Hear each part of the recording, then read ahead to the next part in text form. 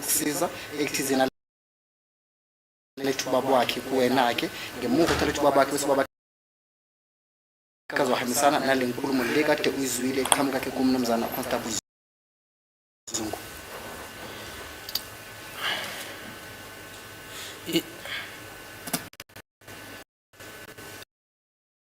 After our meeting, my lord, it is correct that subsequent to our meeting, effort were made to find the father. The corroboration part, I'm just not sure, between the first meeting with Zungu to the time we met his father, if there was much, except trying to locate the father, because that was the focus of my investigation, to say we must embark on this process of him convincing the father to come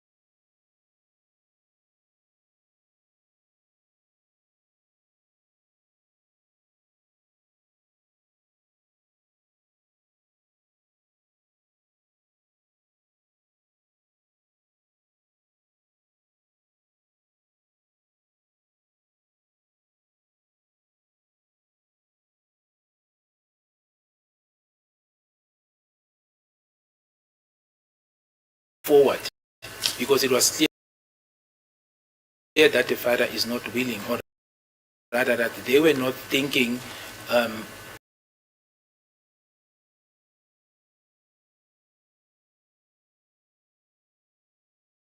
exposing the father to the police. The impression that I got, my lord, during the investigation is that they thought it would be enough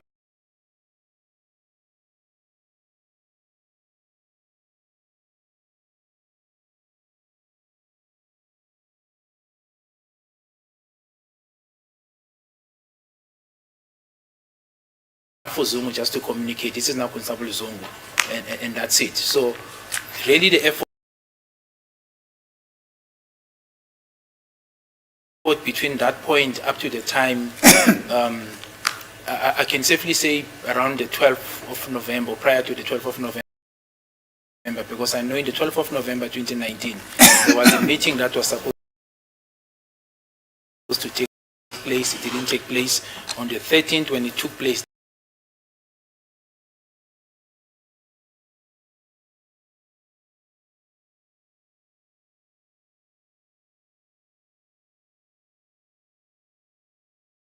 that's when the father was confirmed that he will come on the 17th. And it's on the 17th when we now had a statement under oath from his father implicating accused 1 and 2, that the cold case analysis then zoomed in.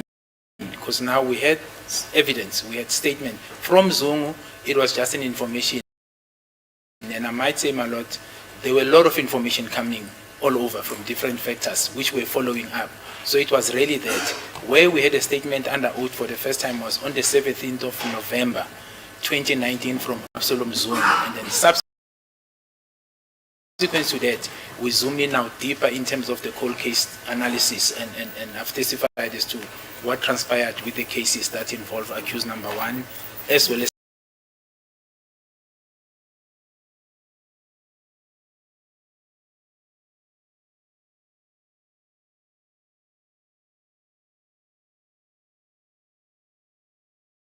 cases that involve accused number 1 as well as accused number 2.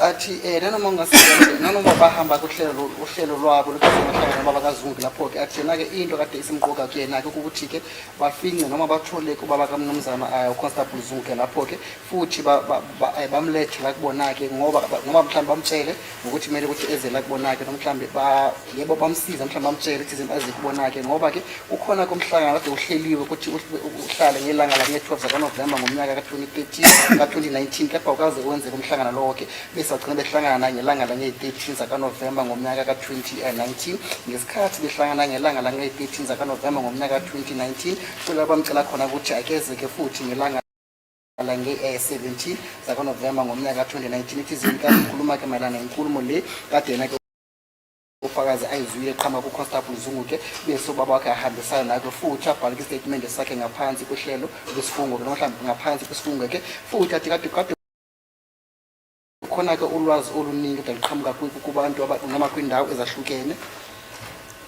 Thank you, Brigadier. Now, subsequent to this meeting, which you had at the offices of the National Commissioner, to go back to your team and say, hey, dear good people, this is the information that I have with regard to the case that you are requested to investigate. In other ways, do you have the courtesy to go and give them a report back? I'm referring to Ramohali, Butedes, and Makubo. Bathi ke ngemuva komhlangano wakhe ke lapho kuma office National Commissioner ke noMnumzana uZungu ngabe wahamba waya kulaba kade usebenza ngabo kule thimba lakho noma iqembu lakho ke lapho kufika ubatshela ukuthi ke unolwazi onalo mhlawumbe unolwazi osule ulitholile mayelana licala leli kade ke nilenza nisearch niphenya lapho ke abo Ramo Holo abo Buthelezi futhi labo Makhobo. Yes, so my lord, at that time, my recollection, I know that the cracks between us and the other team was already there, but we were not out of communication. And I do know that this particular information, I did share it with Lieutenant Colonel Buthelezi and Makubo, and I'm referring to the other team. The team that was obviously part of the cold case, it was a given. I did tell them because they were part of us. But the other team, this is now... well, there was really one team, but obviously then, we're then divided because of different views.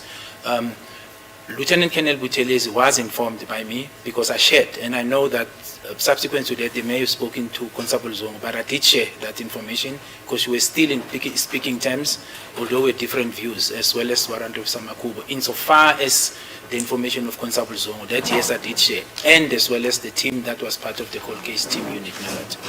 Athi yebo khona lapho ke wabatshela khumule khona njalo yena kwatshela uLieutenant Colonel Buthelezi mayelana nolwazi lokho ke phaya khona lapho iqamaqembu wabo kade behlukile ngendaba ukuthi kade bengaboni ngasonye lapho ke kepha besenza icala leli ke lapho ke namhlanje kade bengaboni ngesonye yebo kade bengaboni ngasonye ngesikhathi besenza usesha kwabo icala leli ke kepha ukuthi yebo wakhuluma nabo wabatshela ke futhi no-Warrant Officer Makubo naye ugcinisa kamtshelile mayelana nolwazi lolu kade alithulile.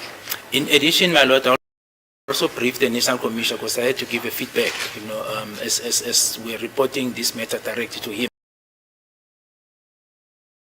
So I did give him a feedback of the interaction and obviously the briefing that he got continuously until he left the office. Athi futhi ngogcwele wagcina futhi latshela ke uNational Commissioner kade ekhona ke ngesikhathi leso ke mayelana nolwazi lolu kade alithulile ke lapho ke ngoba bavame ukuthi bamtshele ke mayelana nakho konke kade bekuthola ngesikhathi. And in addition to this, my lord, because I'm putting the people that I've briefed, in addition to this, at the time when Brigadier Perumal was involved, because he was senior to me, I also briefed him about this, and that led to the meeting of him going with me to meet Constable Zungu on the 13th of November 2019. So that's the person also, because he was appointed by the National Commissioner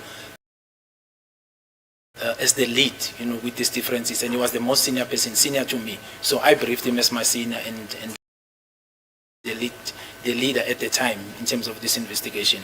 Athi ngesikhathi esenza usesha kwicala leli labo watshela ke futhi lapho ke uBrigadier Perumani ngoba kade kena ke induna kade khona ke ngaphezulu kunaye kade enesikhundla uPerumani uBrigadier Perumani esengaphezulu kunesakhe kufakazi lapho ke uyashithi wamtshela mina nodaba lolu ke futhi ngesikhathi wohlangana lapho noConstable Zungu ke bekahambisana naye noma bekade ehamba naye. Yes, those are the people I informed, my lord, the team members. athi ibona ke abantu beqembu lakhe leli awabatshela. Thank you. Be rest assured, I will not get into the reason for there being two teams that were investigating one matter. Athi ngoqiniseko ke ngeke agxinize kudaba ukuthi kungani kade khona amaqembu amabili ke phakathi amaqembu amabili lawo kade asesha icala elilodwa. That could be for another day. Athi mhlambi into esingabuya futhi sikhulume nosixoxe ngelinye ke ilanga. On the 13th of November 2019, what necessitated this meeting between yourself, Zungu and Perumal? Bathi ngelanga la nge-13 zaka November ngonyaka 2019 yini ke into eyaphoqithise nihlangane wena no Brigadier Perumal futhi nomnumzana Constable Zungu. My Lord, as I've said, Brigadier Perumal at that time was appointed as the senior person to lead the team. There was really, like I'm saying, one team. But I'll park maybe the other part. But it's really one team under one command, and that instruction from the time we incepted in 2018, my Lord, to date, has not changed. I've not seen a correspondence from the previous National Commission and the current one, whom I report this matter to, where he's saying there are two teams. This team is meaning my team, and there's another team investigating this matter. There was one team that was appointed. I was appointed as the lead investigating officer, and I'm carrying this matter. That's the position. No other team is carrying this docket. The original lies with this team. So the other notion is really not correct, my Lord. But coming to the question of Advocate Mnisi, as I've said, Brigadier Perumal was then appointed. Now, in discussing the investigation plan and the evidence that we had, I made mention of Constable Zungu, and subsequently then wanted him to go with me to follow up, because I did tell him that what is outstanding at the time was to get a collaboration, or the so-called the father that was mentioned by the member, so that we can see if it takes us forward. In the endeavor to find the father and going through General Shabane telephonically, and then Constable Zungu was found, and the meeting was arranged first, my Lord, for the 12th of November, which did not materialize between ourselves, Constable Zungu and Brigadier Perumal, and subsequently then the meeting of the 13th of November 2019 then took place, and that is where for the first time Brigadier Perumal saw Zungu. And then this meeting was then, as I said previously, it was successful, because in that sense he then said, yes, I'm managed to convince my father, I can arrange to bring him over to give you the statement, and that's how we moved forward, my Lord.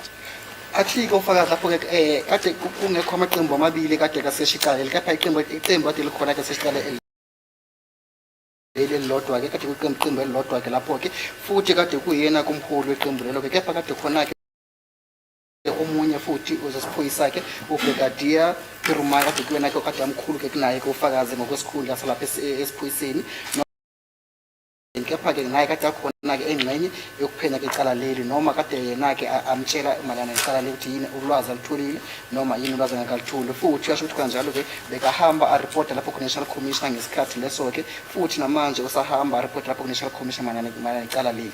Uyasho kanjalo ukuthi isikhathi sokuqala lapho ke ehamba nomnumzana uBrigadier Perumal uyohlangana ke nomnumzana ke uZungu, Constable Zungu ke kade kuyilanga la nge-12 zenyanga kaNovember ngomnyaka ka-2019, kepha ke ngebhadi noma ngeshwa ke abakaze bahlangane naye ke ngelanga leli nge-12 zakaNovember ngomnyaka ka-2019, kepha ugcine behlangana naye ngelanga la nge-13 zakaNovember ngomnyaka ka-2019 ngenhloso ukuthizeni bathole ukuthi ngabe le nkulumo kade abatshele ke ufakazi ke umnumzana Constable Zungu ke ihambisana nenkulumo kababa wakhe le kade athuzwe kubaba wakhe, kungakho ugcine behlangana nobaba wakhe ke lapho ke ngelanga la nge-17 zakaNovember ngomnyaka ka-2019 ekuthizeni ugcina bethola ukudaba lolu ke. So the purpose for the meeting of the 13th of November 2019 between yourself, Perumal and Zungu, number one, was that Perumal should meet Zungu personally, and then number two, that Zungu should come and confirm if his father was willing to come and make a statement. Is that a correct paraphrasing? athi ngabe ukuzwe kahle ke ukuthi isizathu esaphoqa ukuthi ke uhambe lapho ke nomnumzana waBrigadier Pirumani nomnumzana uBrigadier Pirumani nehlangana nomnumzana uConstable Zungu ukuthi benifisa ukuthi ke amtshele malana nodaba lolu alizwe ngobaba wakhe uphuzu loqala lelo ke the second one. And the second one is that for Zungu or for Perumal to meet Zungu personally, in person. Bese ke elesibili ukuthi ke lapho kuBrigadier Pirumani ahlangane nomnumzana uConstable Zungu mathupha. No, that's not it's close but not accurate, my lord. Brigadier Perumal, as I said, my lord, was the lead was the senior person. I was still appointed as the leader, but because of his seniority, then he was leading. I shared this information with him and he assisted in going down to Constable Zungu as part of the investigation approach. Not to say he must just meet him. There was no essence. Just to say the lead that I have at the time, this is it. And this lead is still outstanding because I don't have the father. And as I said, my lord, then there was a struggle of me finding Constable Zungu. Hence, I had to go through his commander because I knew at the time that he was reporting under General Shabani. So the effort of getting to him first was to follow up on what he told us with Brigadier Perumal. And I said Brigadier Perumal then met him for the first time in that meeting. And then subsequent then to that meeting, then the arrangement for the father then came up. Brigadier Perumal may have asked him a few questions or so, I don't remember vividly, my lord. But the essence of it from my side was that there was this outstanding information of the father. Let's follow it up, and then it was then taken further on that day, my lord. Athi lokusho kwafana ngamashina lokho kepha akusenjalo ke ngoba yasho khona nje ukuthi yena ke lapho ke wahamba nomnumzana uBrigadier Pirumani ngoba kade kuye kade amkhulu kunaye manje nesikhundla sokusebenza kepha kufakazi umnumzana uBrigadier Gininda kade kuyena bekahola ke iqembu leli lokusesha ke icala leli ke futhi yasho khona nje ukuthi lapho ke kade engamthuli kahle ke umnumzana uConstable Zungu ke lapho ke noma ubaba kaConstable Zungu futhi kulabo wenza khona ke inzame ukuthi ke lapho ke agcine xhumana nomnumzana kade ku general commander general uLeshabani lo kade kuyena umnumzana uZungu kade areporta kuyena ke emsebenzini ke futhi bese kwaba uye kwabalele obasiza ekuthizini ugcine bethola ke lapho ke umnumzana uConstable Zungu. So in essence, my lord, we went to him as part of investigation. I simply unpacked what transpired, but the essence of it was investigation, my lord. Athi ngogcwele baya lapho ke kuyena ke njengeqembu kade lisesha ke icala. I'm done, my lord. Thank you. So, on the 30th, what in essence happened is that Zungu confirmed to you that his father was willing to come make a statement about those allegations that Zungu mentioned when you had a meeting when you met at the office of the National Commissioner. And it was for the first time that Brigadier Perumal met Zungu in person on this stage. Kusho ukuthi ngelanga lela nge-13 ke lapho ke kade ngisenza ke uhambo inhloso imhlangano wenu bekwenza isiqiniseko sokuthi umnumzana uZungu asitshele malana ney'ntsholo lezi kwabakhe kade anazo ke malana nabasola becala leli ke futhi umnumzana oBrigadier Pirumani bekaqala ukuhlangana nomnumzana uConstable Zungu mathupha. That is the essence of that meeting, my lord. Athi yebo kunjalo ke. Thank you.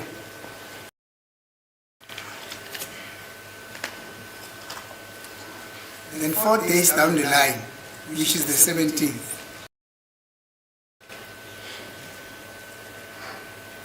Zungu the senior, as now Constable Zungu's father, has his statement taken. Not so, according to you.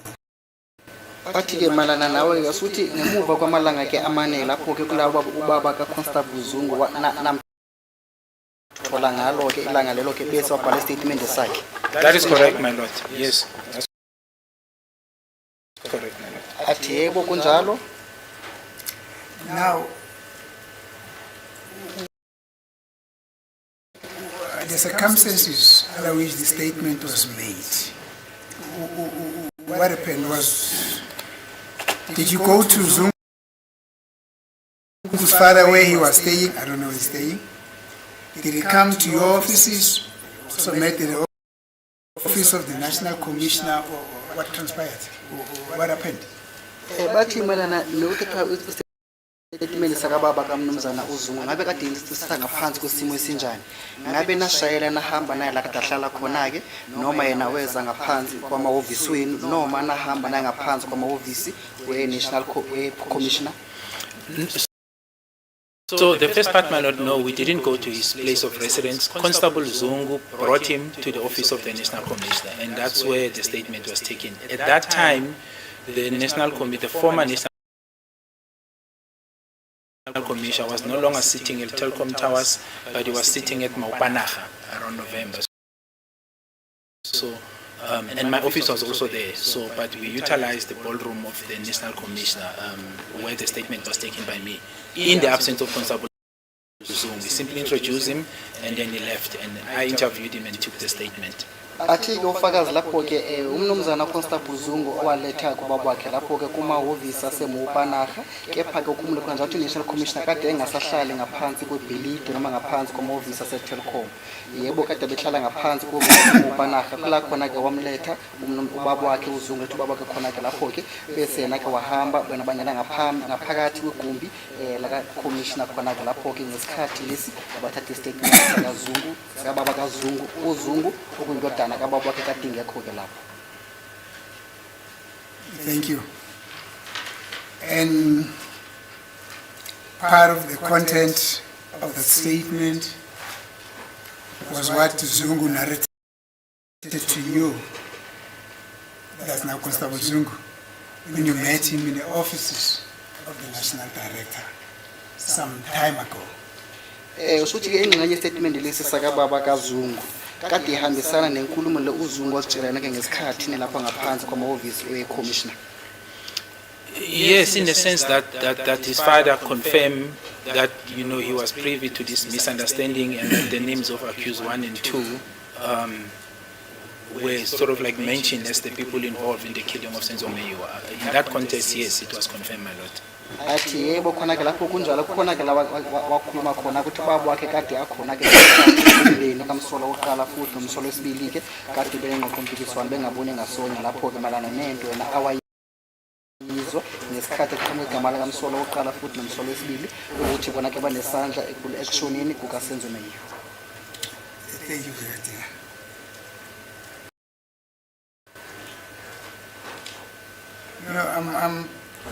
I'm going to ask you this question as a matter of a principle. Now, I've read so many papers. I can't remember what whether I came across a statement of Zungu's father or what. But be that as it may, this is the question I'm going to ask you. Now, did Zungu's father, I take it when you interviewed him, before he made a statement, you had an interview with him, not so? Bathi ke baba kaZungu ngaphambi ukuthi kabhale istatement sakhe lapho ke wena ke waba nenkulumo naye akusinjalo? That's correct, my lord. Athi yebo kunjalo.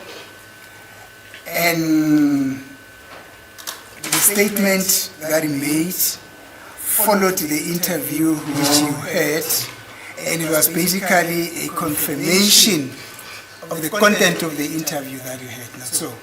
Bathi ngemuva ukuthi benenkulumo naye kula wabhala khona ke statement sakhe ngesikhathi ubhala statement sakhe kade usenza iqiniseko sokuthi lokhu akutshele kona ngesikhathi benikhuluma ke kuyahambisana nalokho ubhala kwi-statement sakhe akusinjalo? Yeah, in a sense, my lord, but remember the interview is not as formal as you will get when you interview suspects. It's basically the person gets introduced to you is not a suspect, so you are more on the receiving end. You get introduced, and then you obviously put question that you have a reason to believe that he's got knowledge about this matter, and then the person starts talking. And then that discussion confirm what Constable Zungu told me, and then the next question, are you willing to make a statement to this effect and possibly then testify if the defense call you? The answer is yes, and the statement gets taken down, my lord. So that is the flow. So it's not like you first record word for word the interview, because you're dealing with someone almost like in a position of whistleblower, is bringing information. So you open the door for the person to tell you everything they want to tell you, and then obviously then formalize the arrangement by taking the statement. The arrangement is formal, my lord, but once you formalize, in other words, you take it down now, and then the person will sign.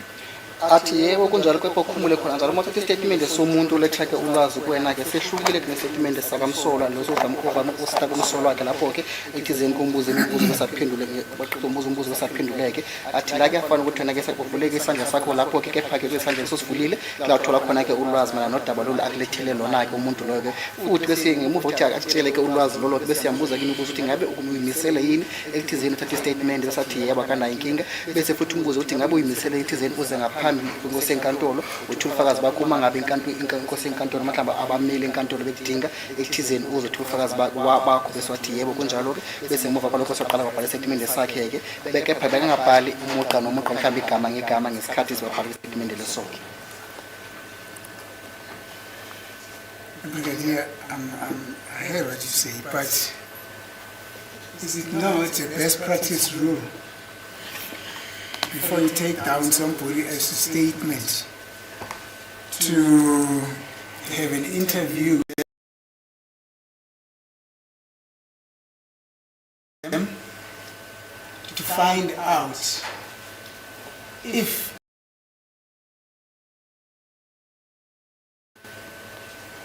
that which he is about to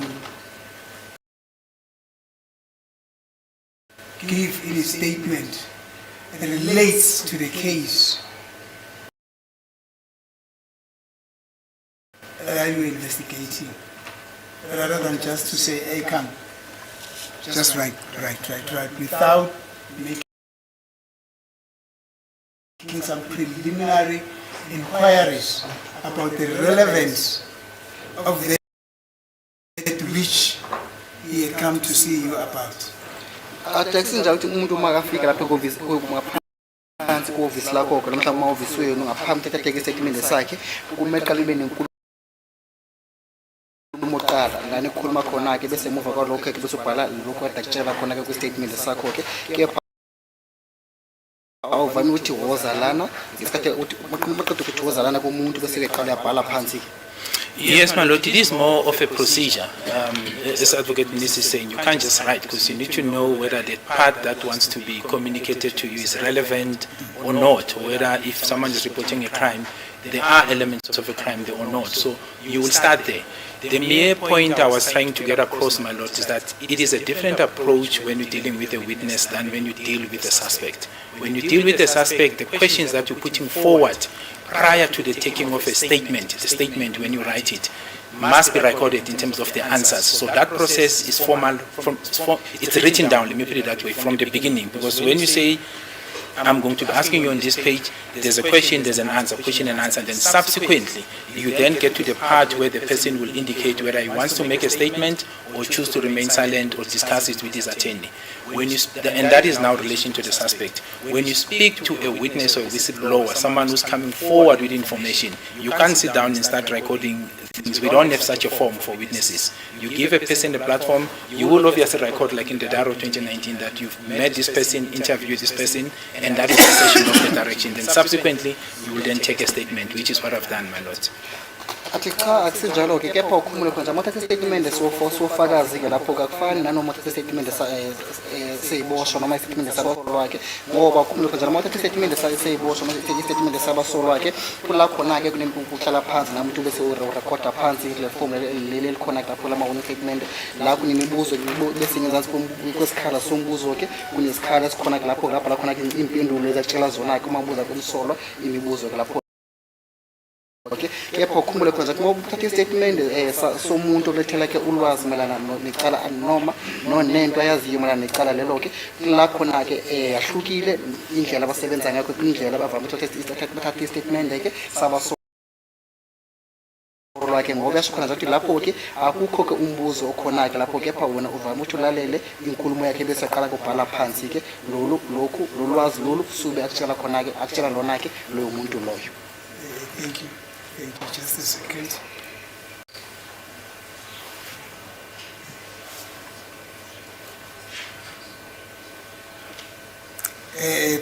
Thank you, Brigadier. It's understandable that you would not have had to have a piece of a paper and pen and write the question and the answer, and the question and the answer, and the question and the answer as though we are interviewing the suspect. This is a witness, but all that I wanted to find out is that at least there's a preliminary interview that you have with him in order to determine the relevance of his story to the case that you're investigating. So, athi yebo uyakuzwa futhi yabonga ke futhi lana ke wona ke akusila ukuthi bophatha khona ke ikhasi bese nepen bese ubhala phansi bese ubuza imibuzo bese ubhala phansi ke la sikhuluma khona ke ngofakazi ufakazi besikhuluma ngake kula khona ke uzeke esikhathi esiningi uvame ukuthi ke umbuze malana nolwazi sele ulitholile ekuthizeni kajobelele lo lwazi bese ahambisane nalo. That is correct, my lord. Athi yebo kunjalo. thank you, sir. Now, I refer to Zungu's father as Zungu the Sin, so that we don't mix the two Zungus.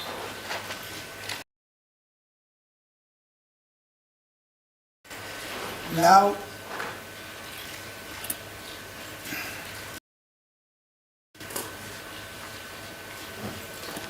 when you had this interview with Zungu the Senior, did it occur to you that,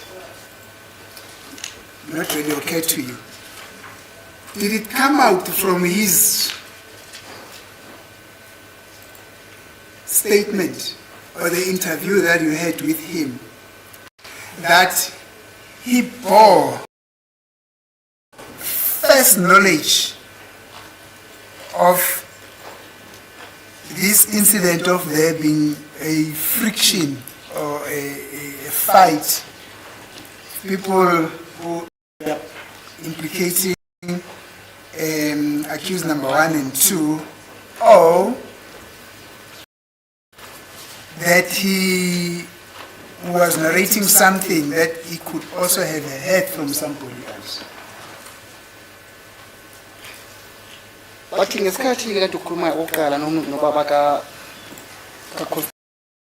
Zungu ke lapho ke ngabe yaqhamuka ke na ukuthi yena ke lapho ke kade kulethele ulwazi lento yena ke ayizwa mathupha noma wakade kulethele ulwazi lento kade ayizwile ngomunye umuntu lapho ke equketha umsola oqala nomfuthi nomsola wesibili. My lord, my recollection, I think he also mentioned someone, so it needed to be confirmed again from him. But the names, as I said, of accused 2, 1 and 2 came up. But I know that there was an individual, from my recollection, that he mentioned, and I testified about this individual and the efforts we made to find the person to come forward. But the relative, especially one of the relatives, who adamantly refused, to say, look, he doesn't want to get involved because the fearful of reprisal that will occur. So I know he made mention of someone which we followed, but the person was not willing to make a statement.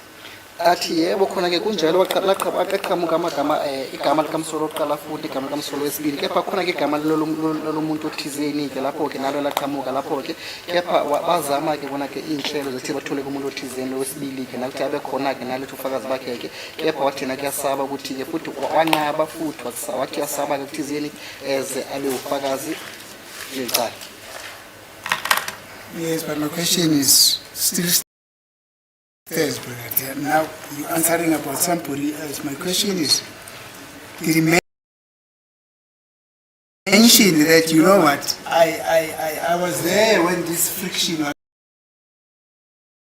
was happening, when this fight and a dispute, let me call it the dispute, yes. I was there when when the dispute happened. wherein accused number 1 and 2 was implicated? Or did he say, you know what, I got this information from somebody else that there was a dispute where the name of accused number 1 and 2 came up about them having been involved in the killing of Senzo Meyiwa. That's the difference that I want us to give a dichotomy to. Athi manje kunomahluko afisa ukuthi awuthole la kuwena ke ngabe ubaba kaZuka Constable Zungu wathi kuwena ke kade akhona ke ngesikhathi kade imindeni emibili umndeni kaMsolo oqala futhi nomndeni kaMsolo wesibili kade ungabone ngasonye futhi wazizwela yena inkulumo leyo mathupha ngesikhathi eqhamuka khona igama likaMsolo oqala futhi negama likaMsolo wesibili noma yinto awathi yena ke uzwe komunye umuntu.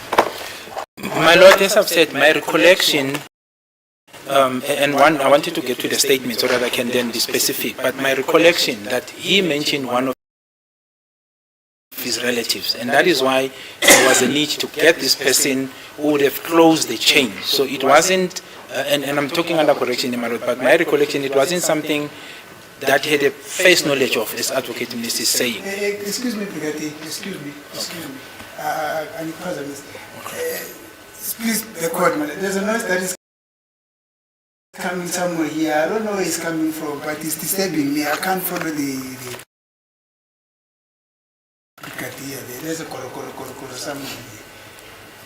Please, if it can just be controlled. You see now?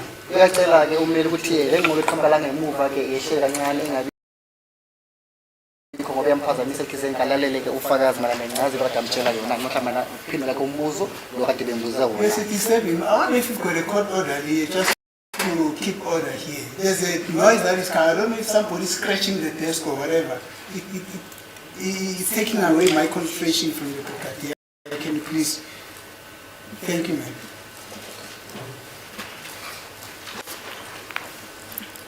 Thank you, Brigadier. I'm sorry to interject. No, it's fine, understood.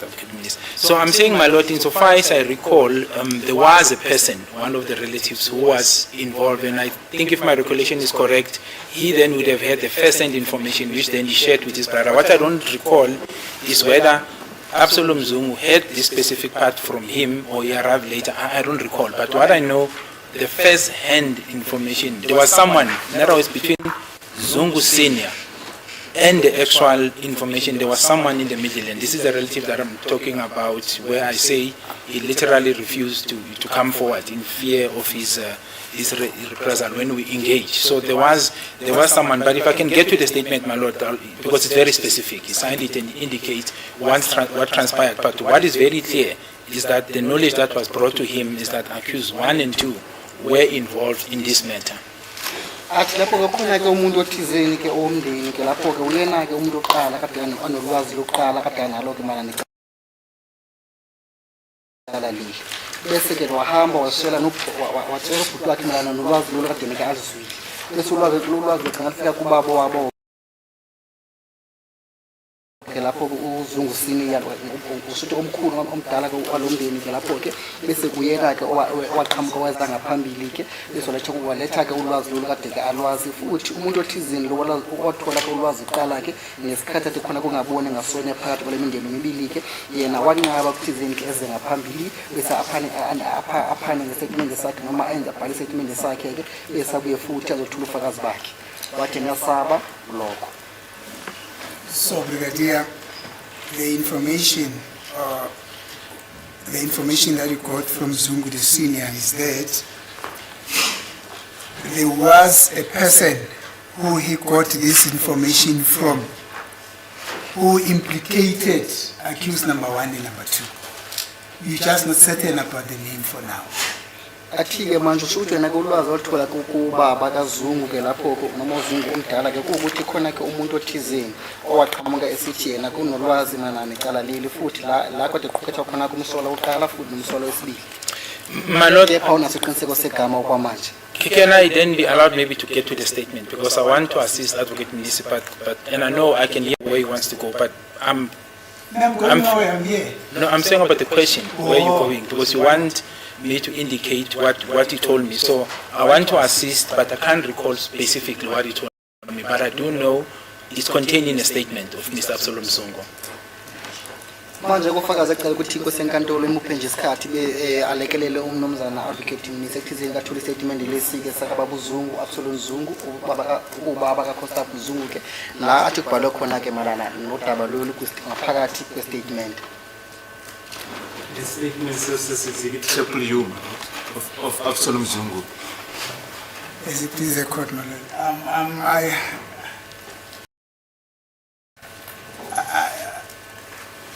And this is not out of disrespect, my lord. I did not bring my whole laboratory, the library. Yes, I did not bring all the papers here, my lord. Otherwise, I would have been expected to bring more than 20,000 pages at a go. So I will rely from the assistance from the state, my lord. But I think, my lord, on that note, I feel that it will do no harm if I request that we adjourn for the day and then we'll take up the aspects tomorrow morning, because it's already 20 minutes past 3, my lord. And if we can just park the bus now. Not that Mamelodi Sundowns or Orlando Pirates or Kaiser Chiefs.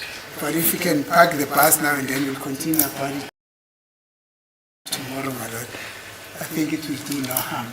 That will also serve to give the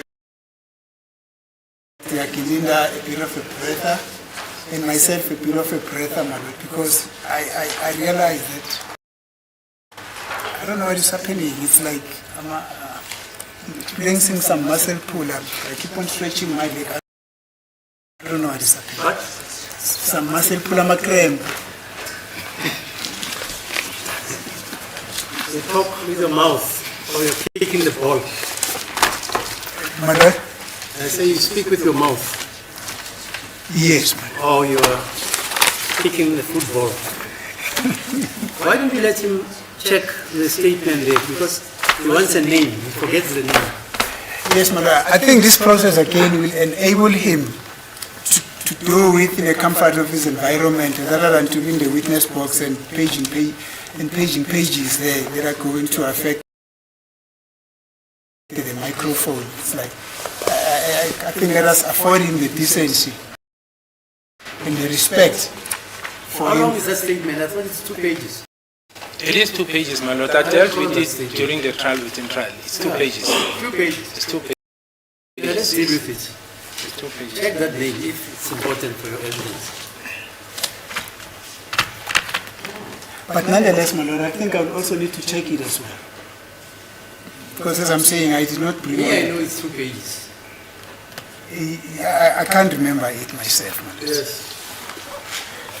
Mr. Numa, you see, that's surprise. Can I tell you how many pages?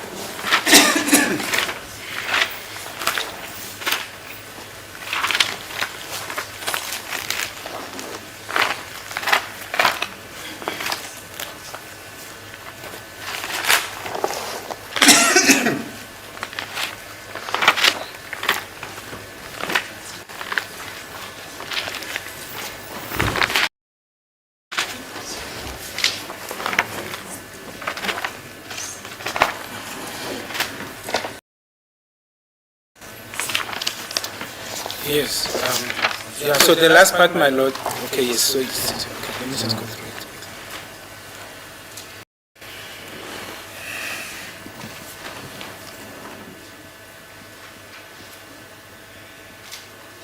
Yes, the name that I was referring to, my lord, is Mpekiseni Ntanzi. That is an individual that I said between Absalom Zungu Senior and the actual information. There was the name mentioned, and that person is Mpekiseni Ntanzi.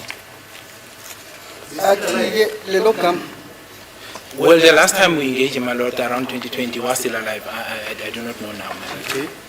Bathi igama lomuntu othizeni wathola kulwazi iqala ke umbhekiseni Ntanzi bese ngemuva kokuthi athole kulwazi bese watshela kubaba kaZungu ke igama lomuntu loyo ke umbhekiseni Ntanzi igama lakhe. Manje inkosi enkantolo beyibuza ukuthi ngabe usaphila yini, athi ufakazi ngesikhathi baxoxisana naye noma ngesikhathi bekhulumisana naye kade aphila ngonyaka 2020 manje akazi.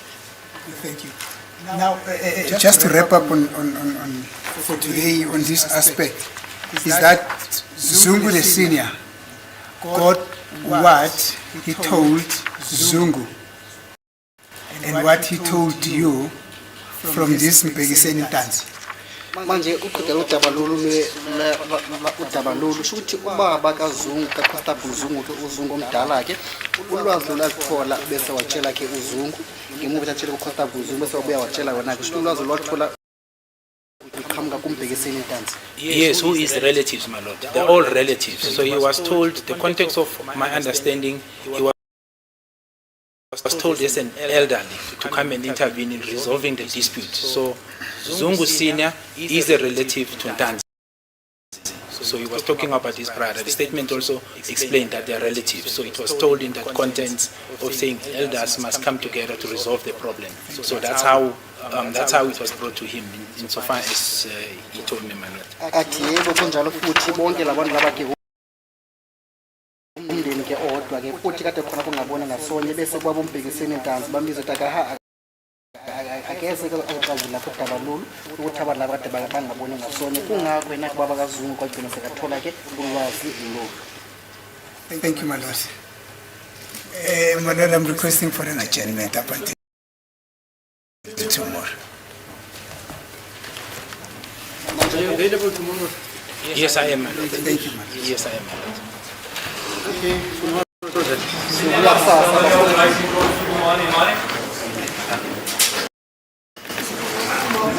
I don't trust you.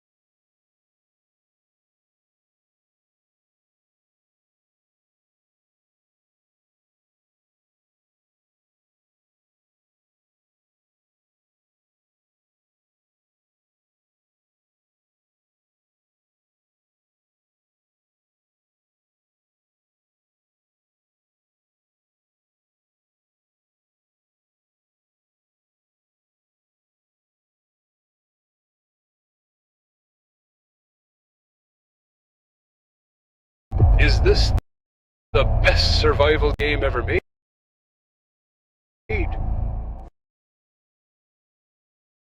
This is the aircraft carrier shelter you seized.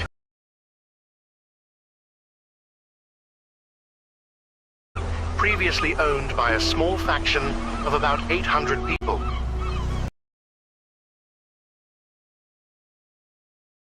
It belongs to you. Although you lost about 120 brave warriors, you finally took the shelter. After cleaning the mess and bodies, you found a lot of resources, including medicine supplies and food on the cabin. And they had also planted many fruits and vegetables. The team leader, you were assigned a private bedroom. Lying on the large bed felt like life before the doomsday.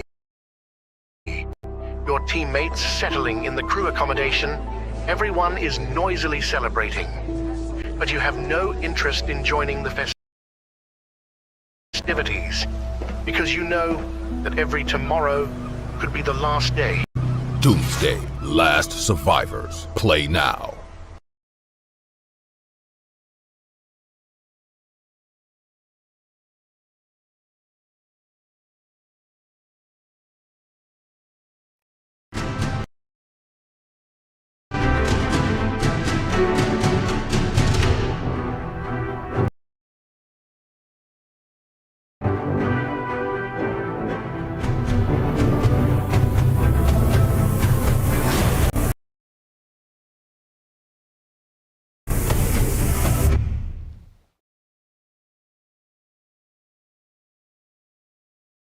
Good evening and welcome to South Africa's most watched current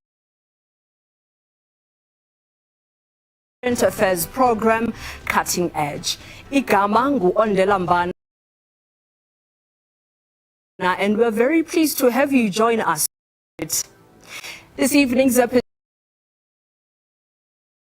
is about gangsterism, and particular the plight of men and women who live in communities that have been taken over by gangsters. Uluntu alusakhuselekanga kwezi zinto zesiqhelo zemihla ngemihla ezifana nokuya ezivenkileni, ezinkonzweni, emisebenzini okanye ezikolweni. Umbuzo ngowokuba, are the police up to the task of keeping communities safe? Our producer Njabulo Shabangu visited some of these communities plagued by acts of gangsterism and filed this report. In the year 2024, 26,232 people were murdered in the country. This means that 72 people were murdered a day in South Africa. This number is extremely worrying because we're not a country at war. When I hear a sound of a gun, it triggers the memory, man. Ngimthole aphelile ikhanda lakhe ithi ngithi mhlambe ithe mabamkabhile ngoba kuthiwa bamhamba ngemoto mhlambe la laphila la bekanganamehlo bekayiguti nje kuphela la bekamkhaqile ngommesi maar ek kan nie verstaan dat hulle my kind so moet seermaak. Hoekom moet mense dit doen aan hom? Hoekom? Ek kan dit nie glo, ek kan dit nie glo, ek het geliewe toe opvat vir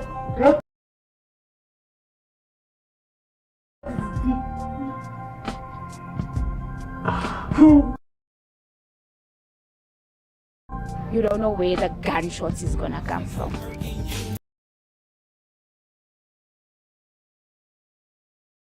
Is brew. You and your crew need bulletproof. Once I'm through, never seen cold. Police laughing and playing the golf and the singer that's a hole in two. Watching them move, what if he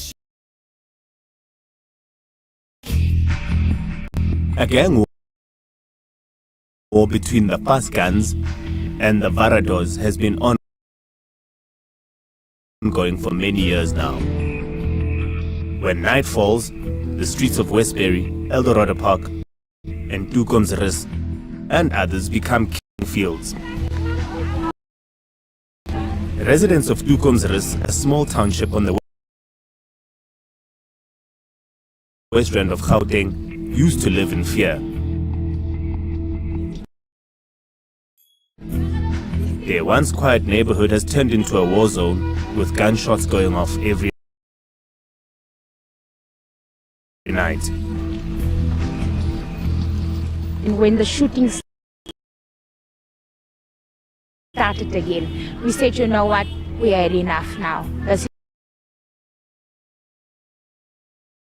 where we draw the line, and this is where we're going to stand up and take our community back. It's our streets. The streets of Tukomsris belongs to people of Tukomsris, not to gangsterism. Okay, and today, what are you today? Okay, so what we are going to do today, we're going to leave from here now. Then we're going to a few of the hotspots that we know. Just going to scan there, no violence. Stand there, say a prayer in front of that yard, and just lift our placards up. These kids are the line, we had enough.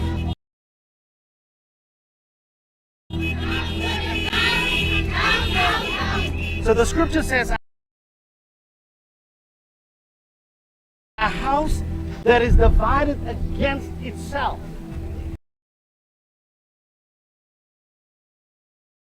right? The Bible says it cannot. You got to ask yourself the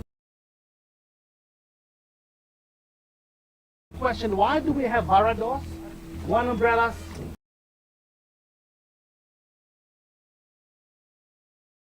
Dis aan de mensen? Why? In die naam van die Here. As 'n beskerming vir Tukomsris. Vader, ons spreek by u vanmôre. Volgens 2 Kronieke 7 vers 14. This group, made up of women, are taking the fight to the streets.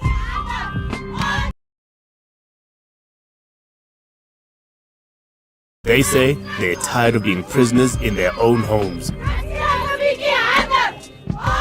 Because you might be walking in the streets of Tukomsris that once were ours. You don't know where the gunshots is gonna come from. You'll just randomly see bullets going, people running. Have you ever been so scared that in your own house you have become a prisoner because they shoot and the bullets goes through your window, through your roof? What is next?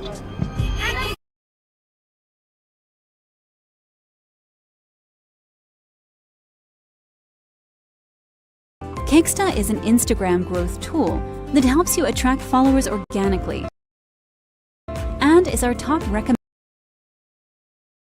option. It attracts real followers to your account, is an organic growth method, uses a smart algorithm along with an advanced filtering system that allows you to pick similar accounts, hashtags, or locations to target your client's audience, and provides detailed analytics to its users.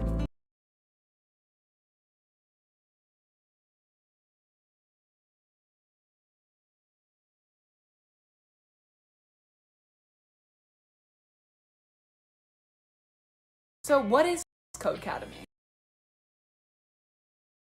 Codecademy is the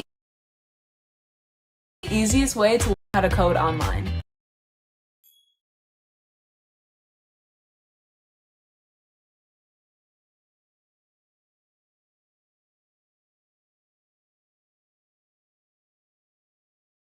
Don't have a clue where to start? No problem.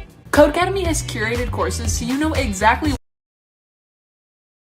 what to learn and in what order, whether you want to become a full-stack engineer, data analyst, or another type of engineer. The best part of Codecademy, it's not just endless video tutorials. You get to learn by doing, by coding along with the lessons right in your browser. You don't have to pay tens of thousands of dollars for a coding bootcamp, and you don't have to go back to college to get a degree. You can learn how to code, build portfolio-ready projects, and get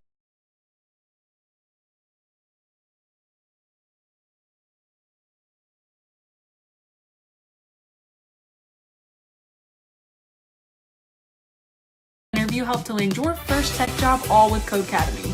Start your free trial today.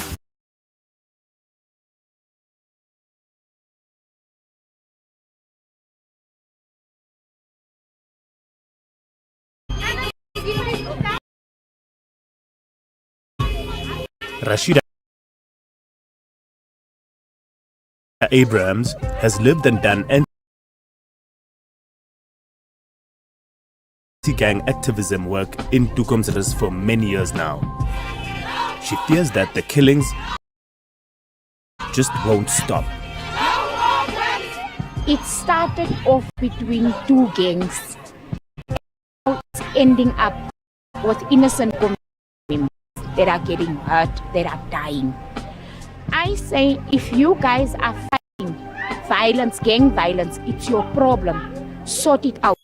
But don't involve the whole community. I can't tell you where the fight started. And when it started with a bang. It started with a bang where I stand to be corrected. I think it was 5 or 6 young people a year or 2 years back, where every week we said condolences. Every week. It brings tears in your eyes. You cry, you emotional, you scared. You're scared because you don't know who is next.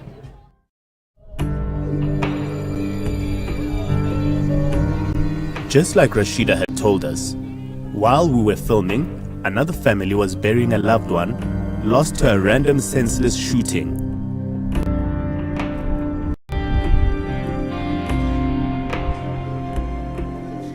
Luna Smith relives the last moments she spent with her 24-year-old son, Shannon. Ik vraag hem, Shannon, waar toe gaan jy? Nee, ma. Ek sê vir hom, jy gaan nie loop nie. Ek sê vir hom, jy gaan nie loop. So stoot ek hom terug in die kamer in. Sien jy? Ek sê, nee ma, los my. Dan gaan ek in die kamer in. Soos ek in die kamer in gaan, sliep hy die deur oop en hy is uit by die deur.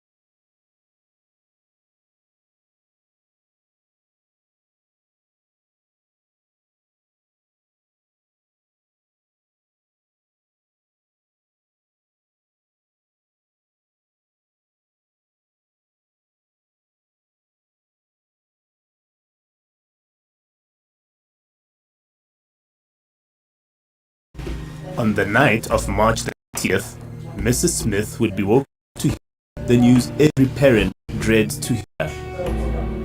Die girlfriend in haar klop hierso, sy val die deur oop. Ek spring nog op aan die bed af om die deur oop te kom maak. Soos ek die deur nog wil oopmaak, lê sy al reeds daar binne. En sê sy vir my, Shannon is geskiet. Shannon Smith was shot dead in the early hours of Saturday morning outside a local tavern. Gaan ons nou op om te gaan kyk mos nou waar lê Shannon. Maar soos hy daar gelê, kan ons nie gesien het waar as hy geskiet nie. Hulle sê vir my, hy is in die bout en geskiet. Soos hy gaatjie by die skipper hierso. So die gaatjie, die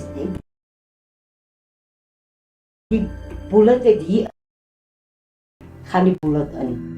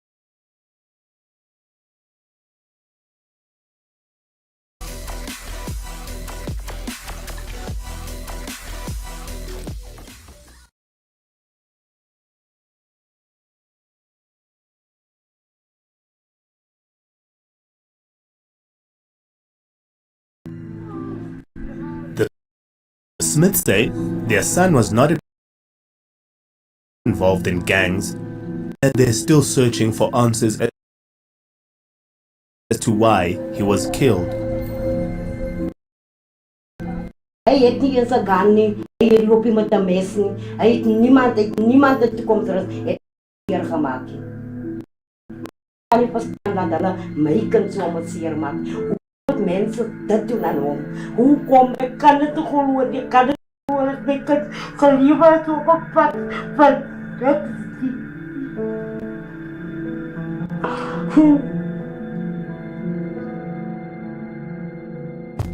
I met up with a man from the area who had survived a near-fatal gunshot just weeks before. Out of fear for his life, he asked us to conceal his identity. We can call him Charlie, which is not his real name. But yes, it's gang-related. Most of them are gang-related incidents where you find shootings happening probably every day, but every week now we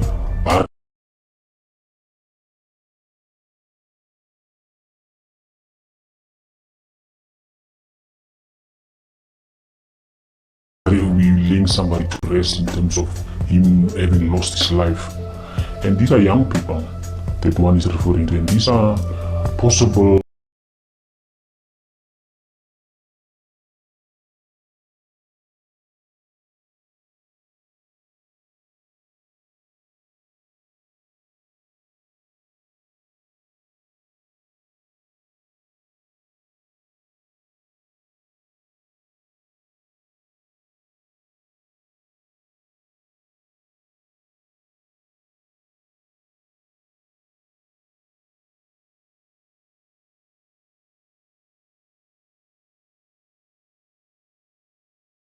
potential, who knows, athletes that we are losing. Most of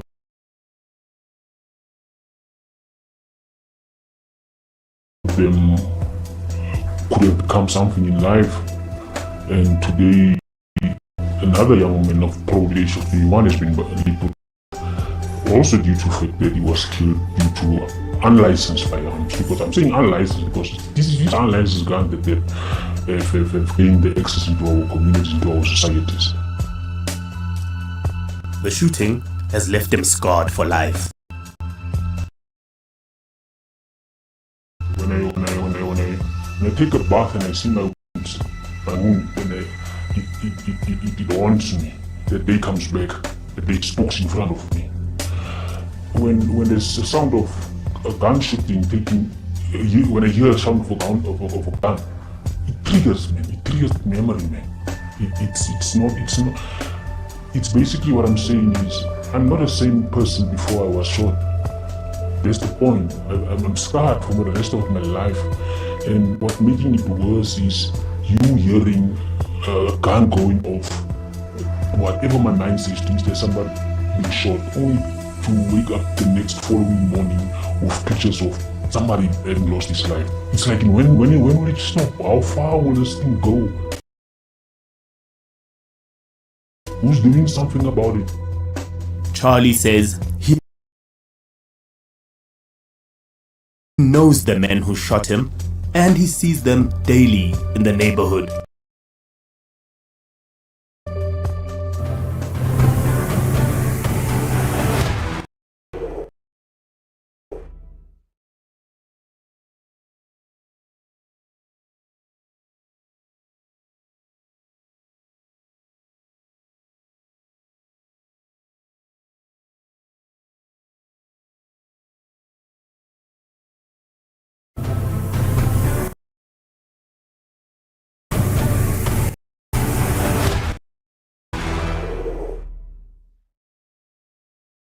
There is no available exhaustive list of the number or names of gangs that operate in Gauteng. Onqevu bayahluka ngokwendlela zokugila imikhuba depending on what is available in the communities they find themselves. Depending on where they find themselves and the resources available to them, gangs use a variety of weapons. In Orange Farm, esona sixhobo sixhaphakileyo ukusetyenziswa ngucelemba. In the south of Johannesburg lies a sprawling township called Orange Farm. Since the year began, dead bodies have been popping up everywhere. Simmering gang tensions have resulted in a deadly crisis. This is Umangubane, ugogo kaSipho. The clothes she's wearing signify that she is in mourning for a loved one. When Sipho didn't come home one night, she didn't immediately begin to worry. Mangibuye emsebenzini ngalesikhathi yena uyaphuma sakenzile.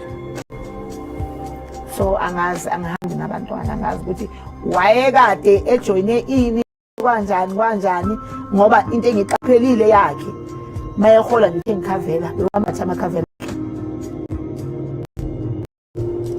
Days later, there was still no sign of Usipho. Gogo's search for him began to involve the possibility that something terrible may have happened to him. Usipho ngimthole aphelile ikhanda lakhe ngithi mhlambe ithe mabamkabhile ngoba kuthiwa bamhamba ngemoto mhlambe laphika la bekanganamehlo bekayigodi nje kuphela la bekamphile ngomesi. Ngivila pha nokuyobheka lapha yana ngithi bathe if wawubatla utsiba ngwana hawuri kibo mangibambulayile unane right yokufuna iCID sizovula ifootage yase clinic yase Palm Springs but what say you ngiyabona and angeke ngisaphinde ngikhona ukuphila kahle uma ngibona bemkapa yabo ngeke ngisakhona ukuba right emphefumulo kusho ukuthi ngizohlanya because mangabe edlobhuti wayebanjwe ngapha omunye mbambe ngapha amkhipha amehlo ebhekile omunye ashaye ngephanga la omunye ushaya la ngibona nje ukuthi nje ngikhona ngizosuke singahlanya yabo ngoba se undertaker uthekile Meyiwa tseba ke re hlapisa bafu past 10 utlo feta ni ngasa ka baba kusase nento engizenzayo ngizozwa wathi ngibona into yawo lwethi ke batla o jwetse hore ha o tswa ha hao ke ntse ngwana why ha o ka hour utlo hlatswa mincemeat hona tjena o sampane ana yabo shokuthi nje hayi angazi Sipho no futhi ngiyeneja ngikuphela le kanjani ngangifuna nami ukuthi kube bengithi ngiyocela nami ukuthi bavele bangibulale because angakaze ngibone umuntu ebulewe kanje.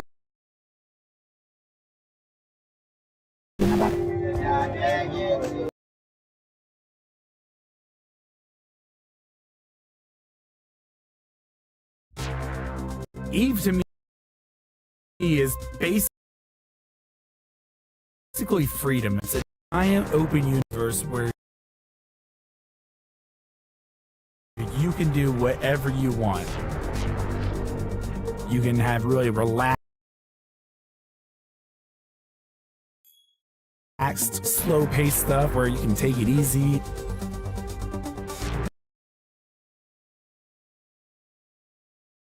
Or you could be on the edge of your seat, shaking, making split-second decisions.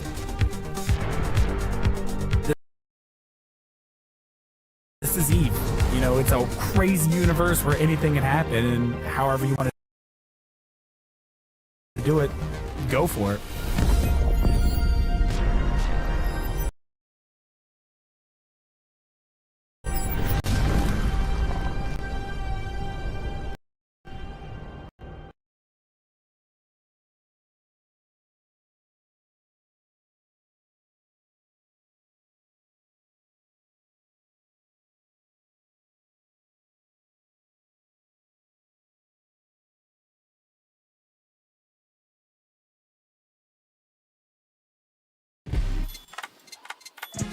I lift heavy, I hunt deals, and I haven't paid full price since leg day in 2010. The big deal sale makes me feel like a rich without doing jack. The one day only sale, something for everyone. Gogo began to make arrangements to lay her grandson to rest. In this process, she began to get a glimpse of the kind of people her grandson may have been associated with. Ngelanga lo candlelight Thursdays siyahamba ngilapho sekugcwele ke esikhathini sekugcwele lapho ngiphume masiza labantu lokuba ngilandela kanjalo bagcwele bavimba igolden highway ngiyafika la ngithi bantwana bami whatever enzekayo njengamanje ngicela ukuthi ningaphindiseli uNkulunkulu khona hayi ngathi baye ezwa abantwana ngoba kusho basupport mina ngibona nesitha ngapha ngazi ngomgcibelo khona shame umncwabo bophuma ngo9 yekisa abafundisa ukuthi bashumayele bayekisa ini abasafuni noyiwani umuntu ozongena ebhasini bagibele phezulu bayimoshile sebekhiphe igas phezulu sebekhi ngikole nje amakhulwane kuphela yilaba bona laba ama-gangsters lawa abulala abantu ngoba umntwana angihambi naye maybe la kade ehamba khona naye bekayilikhulwane angazi because umncwabo bese amakhulwane lapho sekuyiziphithiphithi semangcwabeni khona bayenza wefi sebeyakhoza ngabena ngazi kwenzakaleni angibazi bonke labo bafanele ukuthi bebebizwa ubani.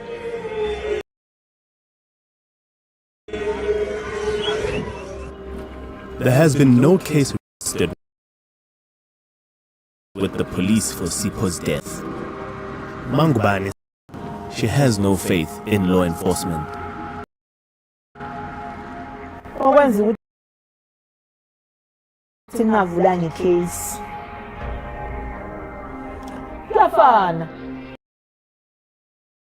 angithi ngeke uSipho sabuye lo muntu loyo kuyenzakala ukuthi umuntu aboshwe ube sure ukuthi umuntu uboshiwe after 2 days eyindlulela uyahambela so awusekho saved wena ngcono ngihlale ngingazi ukwenzakaleni nga-attend icase ngiyenze lutho ungavule umuntu icase nengizoyenzani. Although she hasn't opened a case, she longs for closure. Kanti nje bengifisa ngelinye ilanga ngoba ngivula ngecase afike nje umuntu owayekhona athi kinambulele ngisipho kubathwalelo ngelinye ilanga lathinteke nje ngelinye ilanga ngoba yena uyangibona mina ngimboni ngoba ngibazi ngelinye ilanga nje kokote emakhriza kunjani ayazi ngithi ngizocela ipolo ngithi sabulala uSipho ngaba ngathi ngoba ngazi wabulawa na.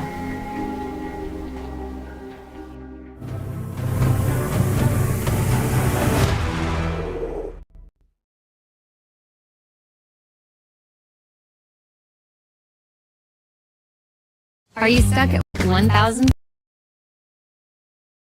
followers? Watching others grow while your followers count is stuck? Kicksta can help you attract followers and boost your engagement. Don't wait. Start your 7-day free trial.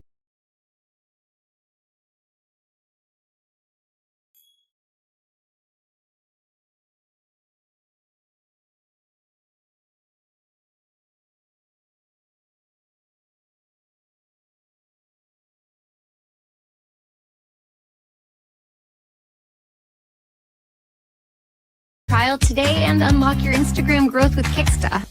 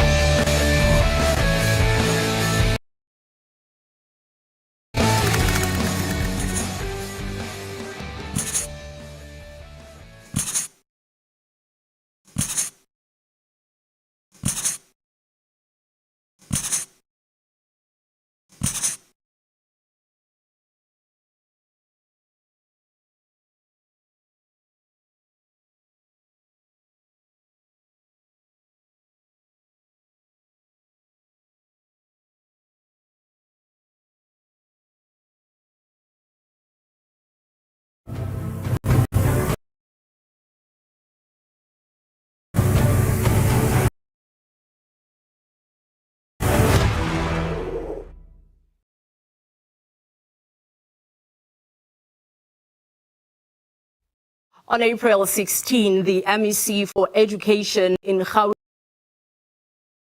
Matome Chilwane, issued a statement condemning violence that has affected schools in Orange Farm. This follows incidents in the area involving stabbings of students on school property. This has impacted learning and teaching and has traumatized parents and learners and teachers. Adopt a program, and we have deployed within the province or within the police stations, the police officials, those who are adopting the school. Gauteng Police Commissioner says the police know that the gangs at war in Dukomsrus, Eldorado Park, Rege Park, Annandale, and other townships.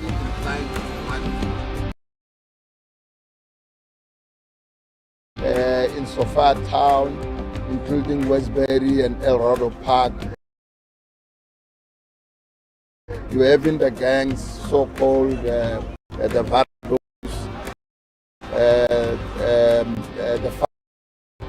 those are the names attached to those gangs, not necessarily to say something which a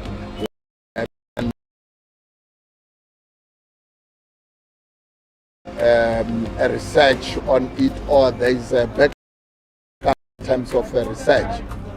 Estimated that there are over 2 million illegal firearms in circulation in the country. These are mostly used to commit crimes. The firearms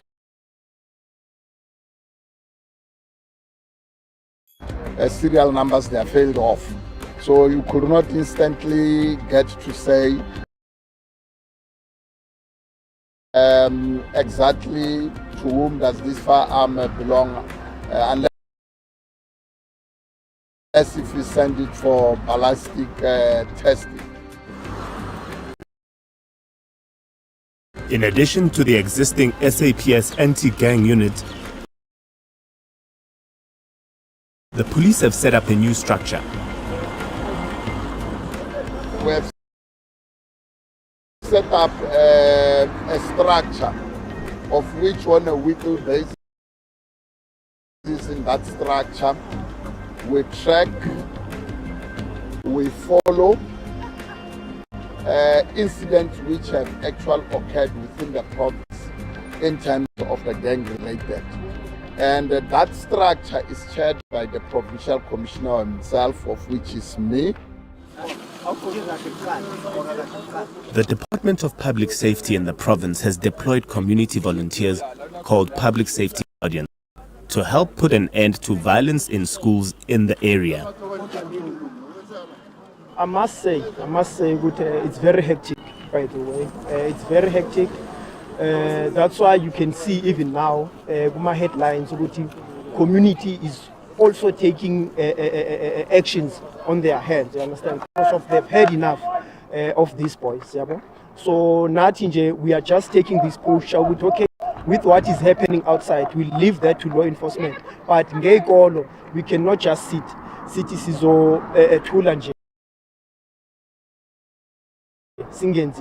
So we are protecting the school now, so that this whole ingabuyi futhi affect iy'kole.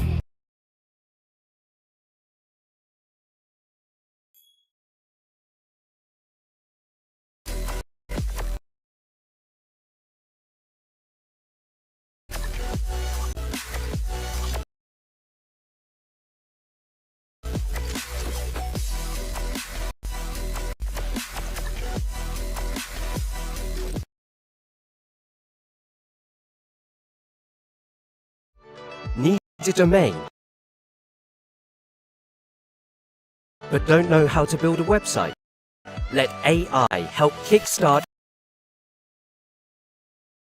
your online business and do the work for you with the absolutely incredible GoDaddy Aero experience.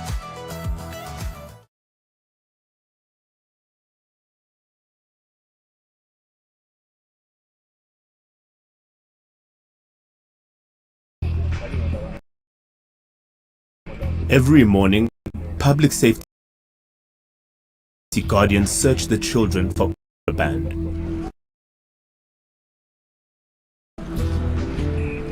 Esikuthola kule ngane lezi okungekho right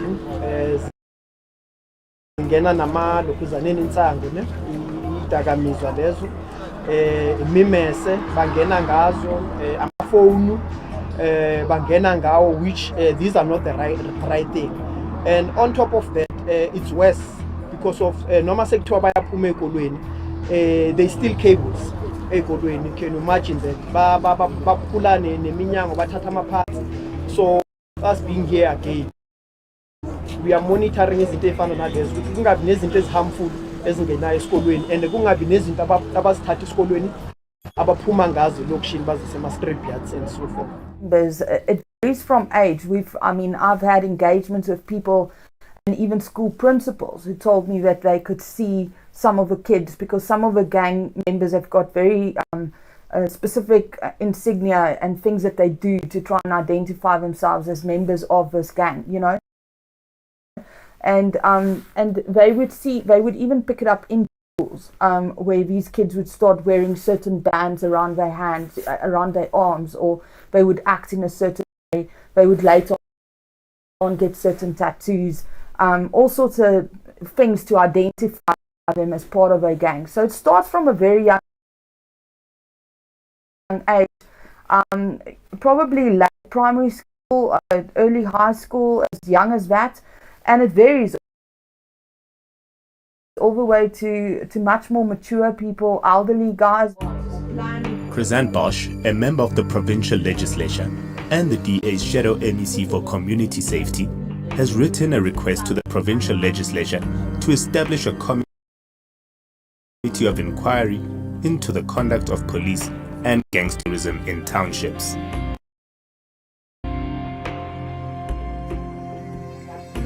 This committee of inquiry would be able to rebuild that trust relationship between the police and us as a department, community safety department and committee, and to try and identify where the problem is, identify where corrupt police officers are, identify where there's lack of resources, identify where the syndicates are operating, where there is a situation where community members can tell us of gang members that fly in, fly out, that there's a better cooperation and collaboration between the Western Cape and Gauteng to identify these gang members and to lead ultimately a conviction. Bosch says the police are facing an uphill battle, human resource and infrastructure challenges. We've got what is it, close to 90 million people probably in Gauteng, if not more. I mean, the census, I think the last census said 16 million, but that's not everyone that's documented and counted. We've got 144 police stations in Gauteng. 144 police stations doesn't even equate to one police station award, because we've got more than 500 wards in the province. So we've got police stations, for instance, in areas like Moglakeng, that looks after Toekomsrus, where there's also a lot of gang violence and shootings that takes place. And that police station needs to look after areas. So it's not just Moglakeng, it's Toekomsrus, it goes all the way to Randfontein. And when you go to these police stations and you ask them, so what kind of resources do you have? You would find that in some cases they've got one vehicle that is operational. So if that vehicle needs to escort someone that needs to go to court, for instance, there's no vehicle to do visible policing. While it remains difficult to quantify the number of gang-related deaths, the pain and the suffering are easy to see in human faces.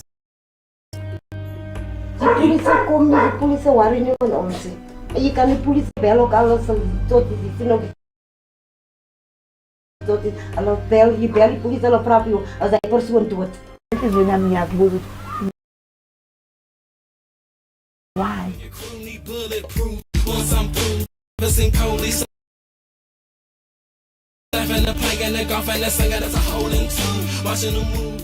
Gangsterism may seem glamorous in the beginning. It may even pay the bills for a while, but in the end it leads to death, jail and broken families. The South African police may not be perfect, but they exist. If you see something, say something. Call the SAPS emergency number on 10111.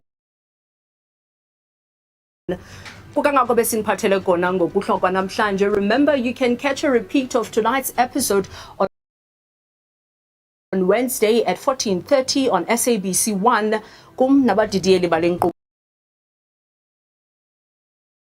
Busuku Benzolo.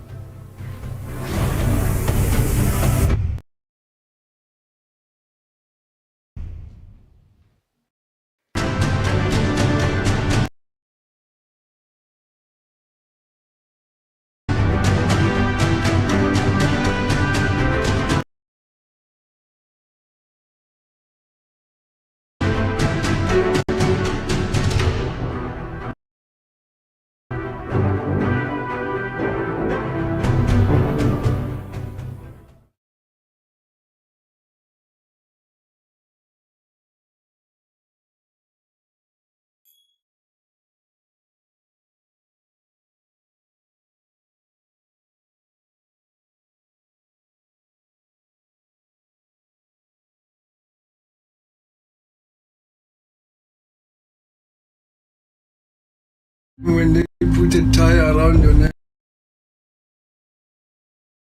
and then when it comes to taxi owners, they've got rules, they've got guidelines that need to be obeyed. I got held up at gunpoint right here. This is very sensitive industry. It may cost us our lives as well. How's the following guys? Taxi unit is the most dangerous unit to be on. You'll either get stoned or shot. Listen me carefully. We're not fighting now. There's definitely a threat on your life. Oh my gosh. When starting this video, I never expected it to take such a turn. What you're about to see is the most mind-bending story I've ever witnessed. It's by far the scariest but most necessary video I've ever made. Where is that a cop? No. Call Jared. I've spent my life in South Africa and we've been brought up. They aren't like regular taxis in the rest of the world. Our taxis look like this, and they're responsible for transporting 70% of the population to get to work. They are known for driving like crazy, cutting you off in traffic, speeding, driving on the wrong side of the road, peddling illegal firearms, driving under the influence, and overall just disregarding the law. One thing you're always told is to never hoot at them or get into an altercation, as chances are they have a gun. They are responsible for violent attacks against Uber drivers, for burning buses and trains, for stealing their passengers, and shutting down the city with their protests. However, in just one day without minibus taxis, South Africa would lose over $116 million, which is 2.1 billion rand, due to the millions of workers stranded, as well as millions of children out of school, and bring major sectors of the economy to a near standstill. In this video, I'll be diving into the taxi industry and going into some of the most dangerous places in the world to uncover the truth by getting real insight into a $2.2 billion industry that's been operating under the radar for the last 38 years. In Nyanga, 2 Cape Town taxi owners have been shot dead. Gunshots were exchanged between the warring parties. They were shooting at each other. And we have recovered 20 firearms. This is just one side we are constantly told by the media. So I want to find out if these taxi drivers are a safe necessity for the economy, or if they are violent mobsters that should be feared, put behind bars. I have somebody that I can speak to who understands, and that's my friend Bravo. He's from the township area where the taxi drivers operate. Some of these areas are extremely dangerous, but through him I'll be able to hopefully get connected to the really big taxi bosses, as he is very connected. Okay. How's it, bro? I want to make a new video, but now you told me if this is very dangerous or not. Okay. I want to make a video on the taxi mafia, bro.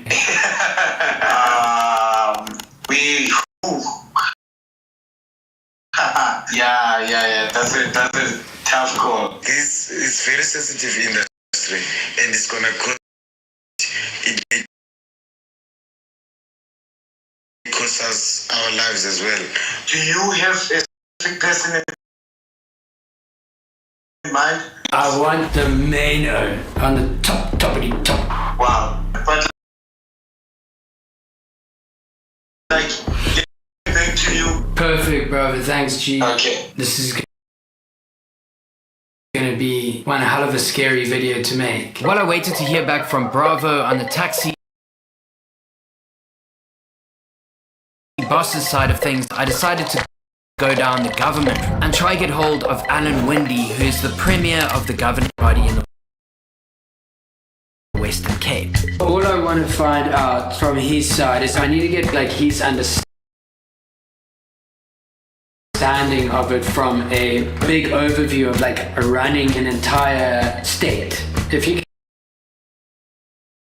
can send me his number, that'll be good. You can just send him a message, or you can just say, just let me know when you're free on Thursday. Okay, thanks so much. So I just got the number for the premier of the DA of the entire Western Cape, which is the state, and that is as high up as I can get for information. So, making me way one step at a time. Now I'm gonna message Alan Winde, and then I'll see. Oh, he's reading it. He's sitting there like at some politician desk. I can just imagine it with flags, big pictures of Nelson Mandela. He's typing. I should not stay on his page. That seems too keen, eh? Gotta be like online but offline. I'm off. While I wait for Alan Windy to get back to me, I figured it's a perfect moment to speak about the paid partner that made this video possible, BetterHelp. I just finished the edit and decided to re-record the section because when I got into this video, I had absolutely no idea what a toll this would take on my mental health. And if you followed me for a while, you'll know how seriously I take mental health, especially with videos like this and the kind of content that I make. Heavy subjects, real people, raw stories can leave you carrying a lot. Lately I've noticed a lot more social pressure, which I guess is a comparison to other people's work. That sense of I be doing more creeps in all the time. And I've learned over time how to turn that anxiety into fuel instead of letting it burn me out. And therapy has played a huge role in that. With BetterHelp, you fill out a short questionnaire and get matched with someone who suits your needs. And if it's not the right fit, you can switch therapists anytime at no extra cost. So click on the link in the description, betterhelp.com/DanMace, and get 10% off your first month. Let BetterHelp help you rule your anxiety before it rules you. Okay, back to the video. He replied, "Thanks, that's great. I will get my office to confirm a time." That's all I needed. For the purpose of legitimacy, this form is divided directly in the middle. On this side, you've got what's governed by law, and then on this side is what seems to be through research as something that's really dangerous. I don't know what to expect. I'm going into this so blind. I'm off to Alan Windy's office. I'm just gonna pull in there and hope for the best. What's interesting to me is with all the different forms of transport, the most unregulated form of transport is the most profitable. And then this is really common, where it's just people hanging out the back of what we call bakkies, which are trucks, but we don't question it. It is actually pretty interesting though. That's why I want to speak to a cop, someone that patrols the roads as well, and try and get into their mind. I think that that's also a very important part of all of this. There's going to be police outside, just hold the camera down. I'm nervous now. Hello, officer. I'm here to see Alan Windy. We've got an interview with him. On the program, there's nothing. Let me call him quickly. How's it, Alan? How's it, Alan? How's it going? That cool. Are you at the gate? I'm at the gate. Yes. I'm going to call him now and get him to get you in. Oh, perfect. Thank you so much. Okay, cool. Sorry for the hold up. No worries at all, bro. I totally get it. Alan met me at his residence in Cape Town, which is also known as the White House of South Africa. You mind if I move things on your desk? No, you can do whatever you like. Oh, awesome. As a South African growing up, there's this idea that taxis are dangerous. Is this true? There definitely is a rogue element within the taxi industry. Yes. And the law must follow its course there. The taxi industry should actually be the first one that says we don't have thuggery, competitiveness sorted out by the end of a gun or a knife. And we really are trying to get the trains going again, because trains should be the backbone of our public transport system. That needs to be safe. At the moment that doesn't happen here, and there's a lot of accusation that the taxi industry themselves are causing the trouble. What I'm trying to understand is, what is the relationship between the taxi industry and the government? The taxi industry is a very important component of our economy. Alan then explained how tensions arose in 2023 between government and the taxi industry. Due to enforcement cracking down on illegal taxis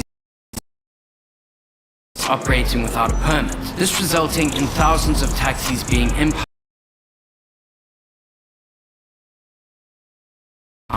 A full shutdown of all the taxis was organized by the taxi associations in Cape Town, meaning that no one could get to work. So there's no transport, we are on our way now walking.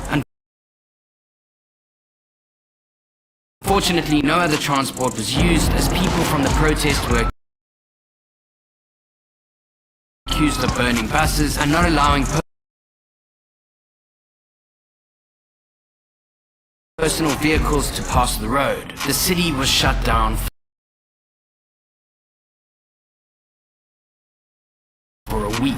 According to multiple news sources, this cost the Western Cape 5 billion rand. Or $270 million, which only houses 12% of the country's employees. This also left over 450,000 kids being unable to attend school. Go to a taxi rank to see how it works. I think making a film about this from South Africa for South Africa is exactly what the industry themselves need. Hear that? Thank you so much. All right. Really, pleasure. Got some really valuable insight there. Okay, off to go meet the big taxi boss. Well, hopefully, I don't know. I didn't hear back from Bravo yesterday, but I've been like bombarding him with messages. Sorry, Bravo. Now he sent me, which I haven't listened to. My guys,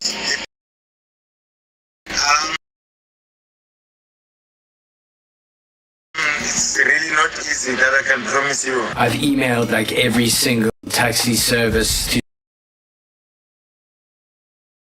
try and like get through it that way, but I haven't gotten any leads there. Just shut down. Okay, another message from Bravo. He's one of the most respected guys in the industry. Unfortunately, he's in jail. To sum that up, you got Bravo, then you've got his main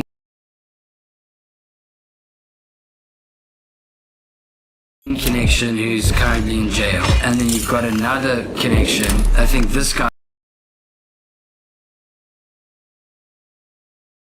has to say yes, and then he somehow makes contact with a big mafia boss man. We have made contact with a man in jail.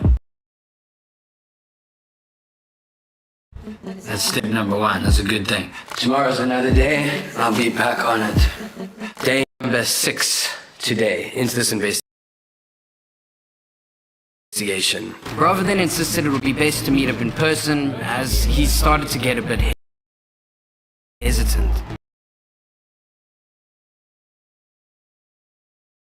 Yeah, I've just spoken to the guys now and I'm waiting for the feedback. First of all, those guys don't care about me, so they don't want you to think maybe you can just do anything. Yeah, no, you've got cash. Respect. They've got loads of those, yes. So they need a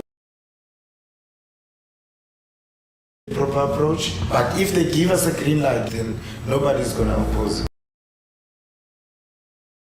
He's the main O. So we're just waiting now to hopefully be able to get in there tomorrow. Oh, we can start early, bro. Very early. Fresh in the morning. Langa. It's Monday morning, so it's gonna be peak hour traffic. Follow me.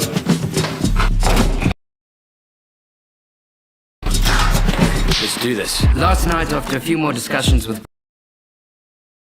Bravo, I was able to make contact with a taxi driver named Semankelo. This is kind of where Bravo, I think, decided to distance himself from this project. So this morning, I'm going to experience firsthand what it's like through the eyes of a high-ranking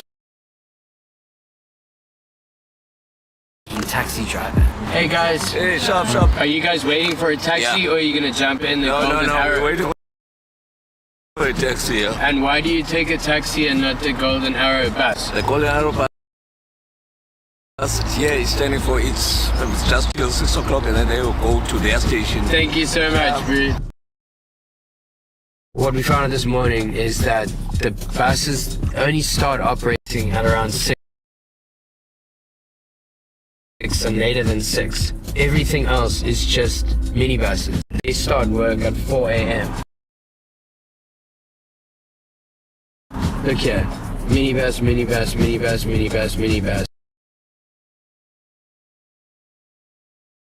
So how are people supposed to get to work if they're relying solely on the buses? This is like not in any way safe. So I was here once before and a guy pulled a gun out on me when we were shooting another film.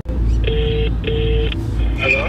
Simon Kelo, how's it going? It's Dan speaking. Hello, Dan, how are you? Good man, good. Are you in Langa at the moment? I'm in Langa, yeah, I'm in Langa. Okay, sharp. Sharp, my bro. Okay, cheers. For all we know, this is him racing past, bro.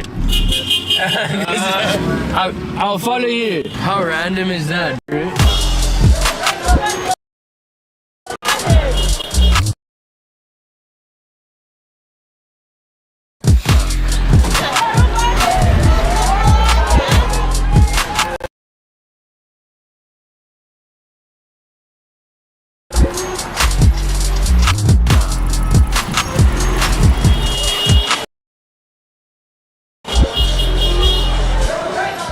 How you, my bro?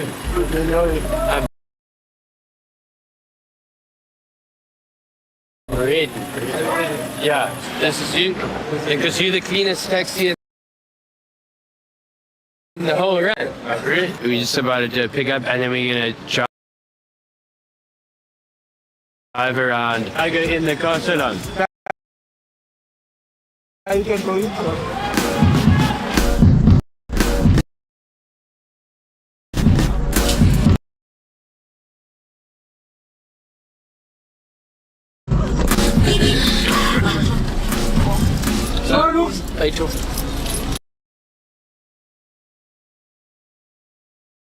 Okay. I keep this and then I give to him. Yeah. You want to taxi for now? Yeah. What I didn't realize is that no one sits up front because then you immediately become responsible for counting the money. Dude. I didn't know it was shit. 6. So now you're making me do math. 3. 4 and change, make a change. 1 rand. For 2 people.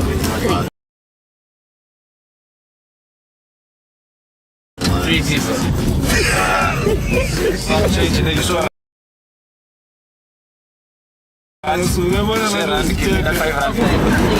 Change that I need to give on this one.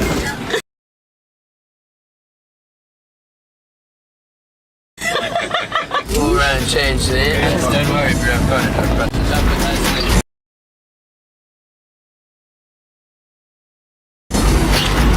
Someone need 40 rand change? No, it only sold it with change.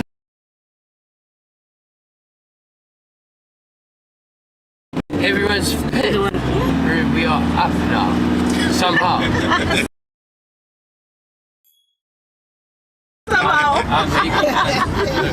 She bad. Everyone being shit. You gotta keep it tight up in here. Yeah, 9 o'clock then let's go to Langa. Langa is interesting. Aspirated to me to make a drink. Good luck.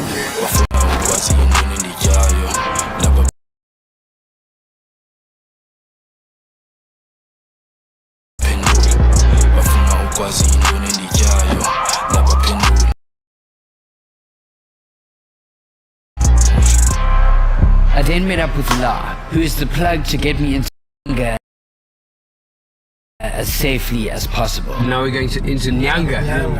Most dangerous in South Africa. Yeah, our escort. This is the guy. This is escort the buggy.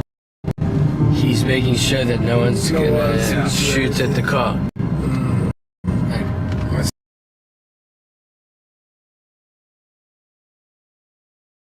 See them when they put a tire around your neck and someone light it. Put a tire around your neck and then light it. Light it, yeah. And they bang. And you live.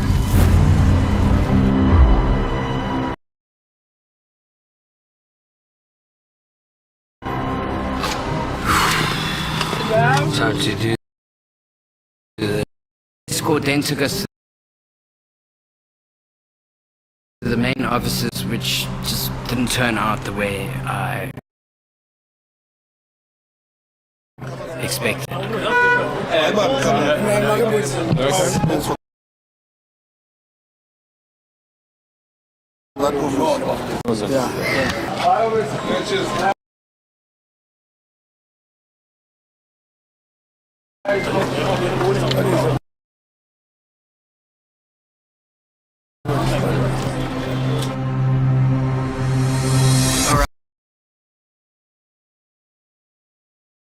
Out of respect, I won't show any of the footage I obtained here, but I can paint it out for you. I got told to enter the Star container, which is a boardroom of sorts. I have been in many sticky situations making films in the past, but this was by far the scariest, as I had no idea at what point this could take a twist for the worse. In short, I was interrogated on what this film or this project is about. And I had to tread the line very carefully, as I do understand why they are cagey about the media. But my intention here is not to paint them in a bad light, however to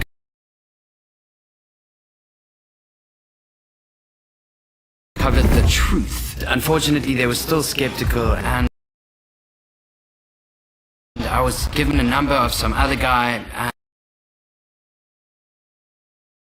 and then told to leave. It's just phone call after phone call after phone call at this point. And after speaking to him on the phone in length, I decided that it's best to not continue with this project. So what's the plan now? I have no fucking plan of what to do now, bro. Until I got this email.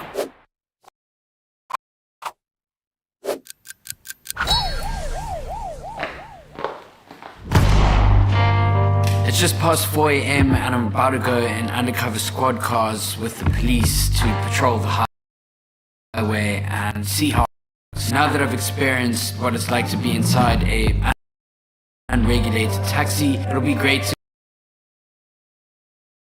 be inside of a regulated police vehicle. Look how misty it is. This is like where you usually don't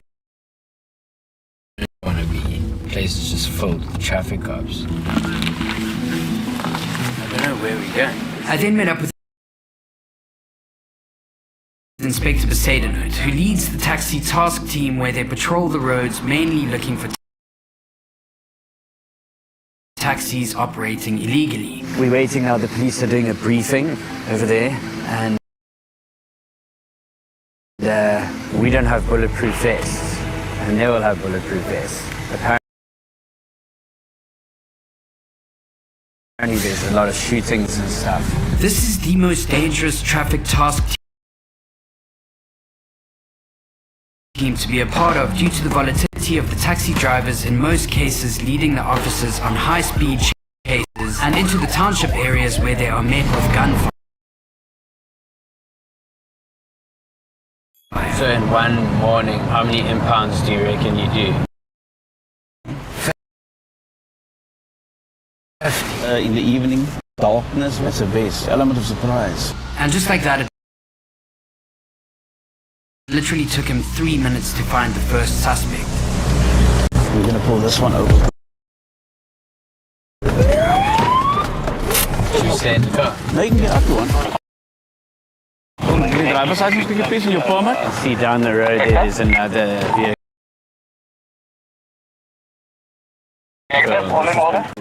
So you're off route. We are going to impound your van. Okay.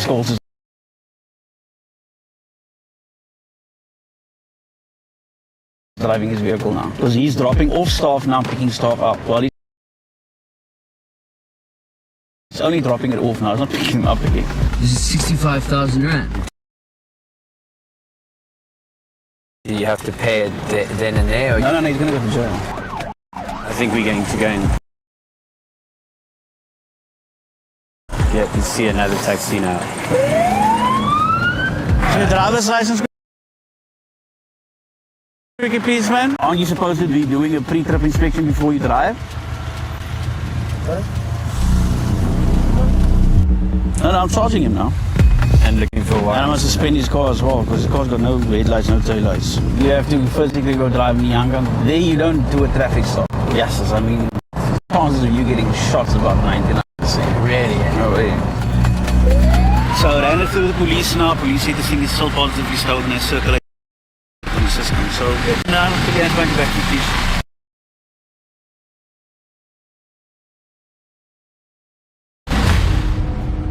Like I said, we've got no mercy when it comes to this. At the end of the day, it's your job.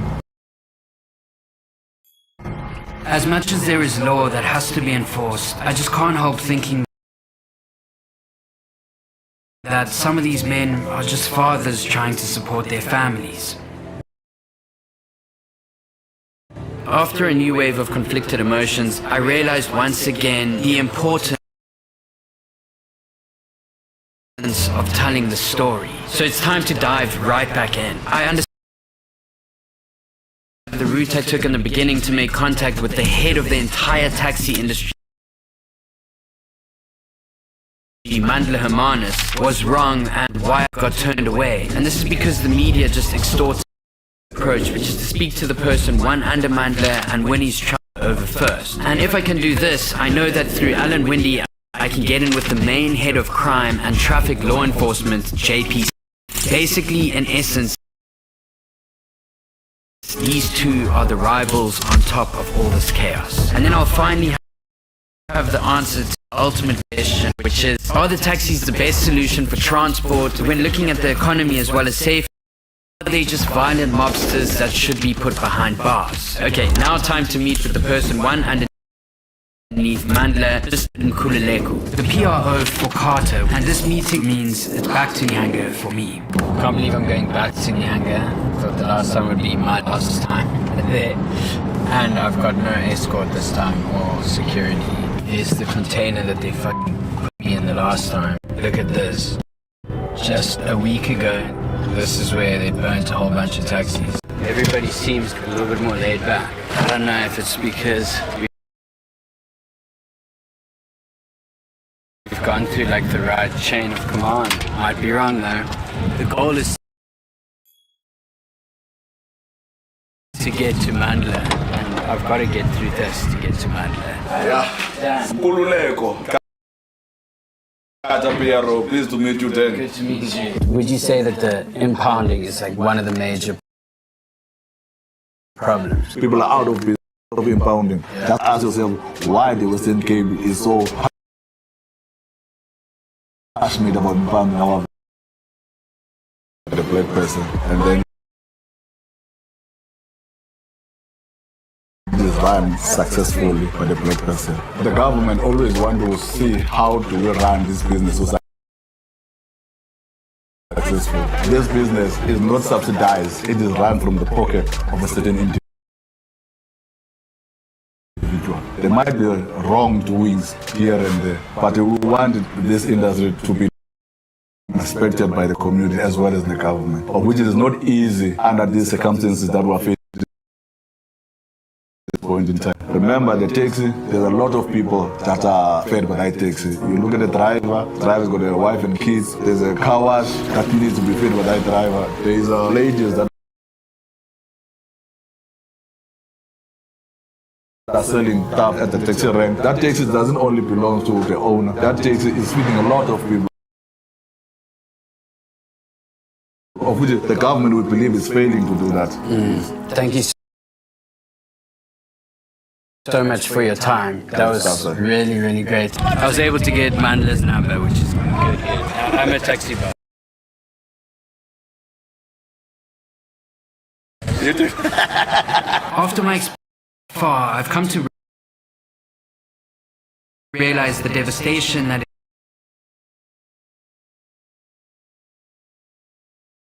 is caused to so many lives when a taxi is impounded or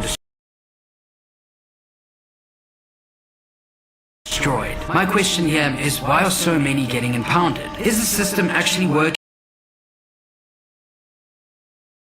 in improving the taxi driving behavior, and why are taxis being torched in these ranks? To understand this further and finally wrap up all these questions, I need to speak with the highest form of authority on both sides. And now that I've set up a meeting with Mandela, I set up a meeting with JP Smith, the man responsible for safety and security in the city of Cape Town. JP Smith seems like quite an intense person. This is like the definitive one side. Oh my, bro, yeah, all the taxis, there's so many. I was told to meet JP at the main impound lot where all the taxis are taken, and as I walked in, I noticed a long line of people waiting. You guys have to fit your impounded taxi? Yes. They're impounding lots of taxis. All the time, every. I think what's happening here, Western Cape, they're making money on us. You see that one, I supposed to pay 15,000. That's why I told you now, my one was pounded on November. It's only now that I have money to come to fetch it. Chris. Chris. Dan. Thanks, guys. This whole journey has been so eye-opening. I guess that's why I'm so nervous to interview JPs, because I've heard from the one side, now I'm hearing from the other side, and my brain's just going crazy, and it's so conflicted with all these different narratives. I then met JP, and he showed me around the impound, where vehicles either have a short stay before their owners pay the 15,000 Rand release fee or meet their final resting place due to owners not having the funds to pay. However, as witnessed on my drive along, a lot of these taxis are being impounded for driving off route. So to understand more, I sat down with JP to discuss how everything works. Their main complaint is saying that the only reason for the impounding is to make money, is what vehicles in terms of the National Land Transportation Act. This is the designated pound. We are expanding it now. We will have additional such pounds. None of the money that comes out of the impoundment comes back to the traffic department. So it's absolutely not about the money. It is absolutely about the driving behavior. If a taxi takes offense to you, it is not uncommon to see a taxi driver get out and come and smash a window in or assault another driver. This happens all too frequently. JP then explained the main two reasons for taxi impounds are either driving without a permit or driving off the route declared by their permit. The government tries to regulate the taxi industry by providing taxis permits to ride on a specific route. This aims to eliminate other associations driving.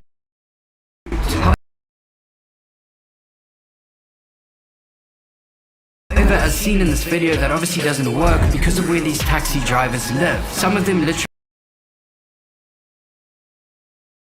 have to cross the road that they're not allowed to drive on just to pick up passengers. The war of power and control of these routes are always driven by the hunger for money, which often ends up in bloody battles needing to be stopped by law enforcement officers. Police have come to me and said there is definitely a threat on your life. The hitman to kill you is already here. If you know it to be the right thing to do, you will do it. If city does not impound, the consequence is a taxi war. Okay, well, thank you. I'm not going to take any more of your time. And I really, really appreciate it. This just keeps on getting bigger and bigger. Bigger. Now, I wonder no one's ever made a film about this before. Because it's just...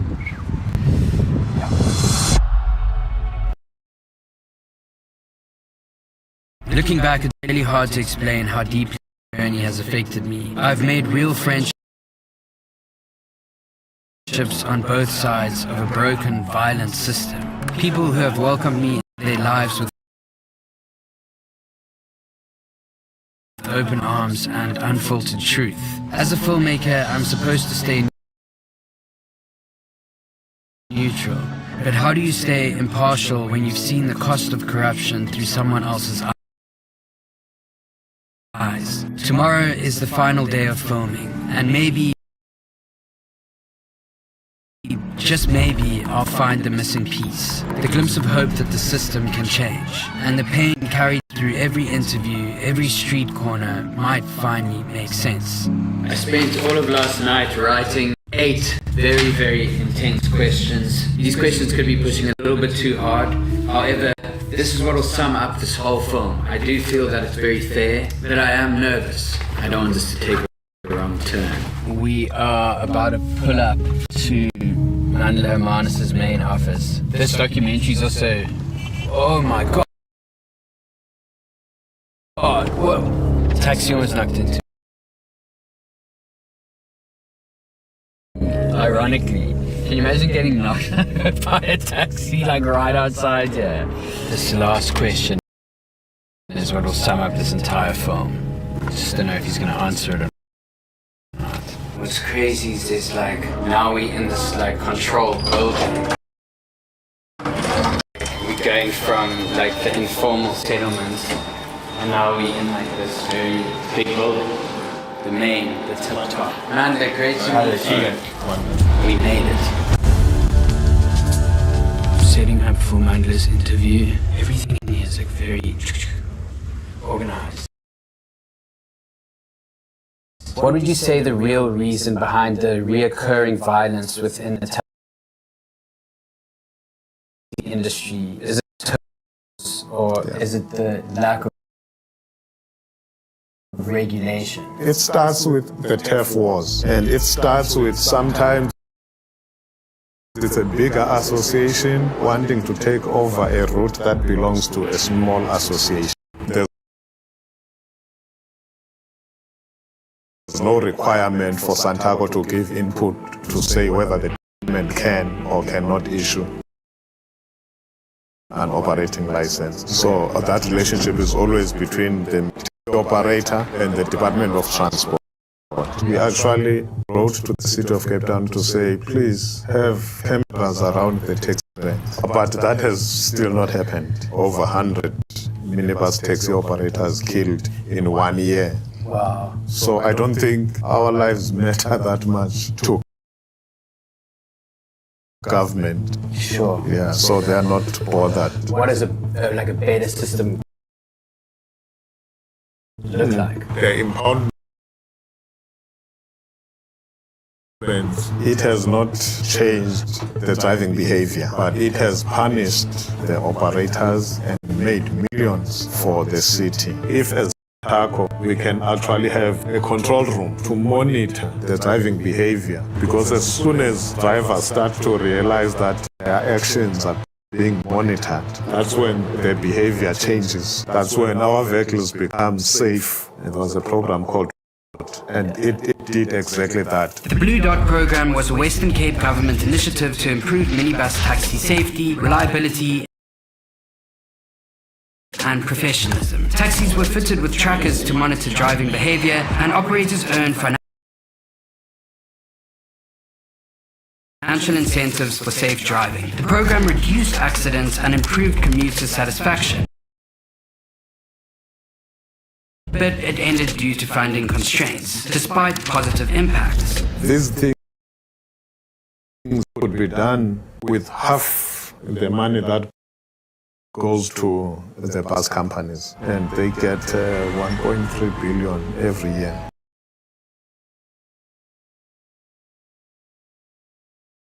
Which one is more valuable, to give 1.3 billion to a company that operates 1,000, $500 million to an industry of 16,000 taxis that are transporting 70% of the people you are supposed to subsidize as government? I don't envy your job, eh? It has to be so difficult. Sure, but I just wanted to say, yeah, thank you so much for your time. It's my pleasure. Bye. That was great.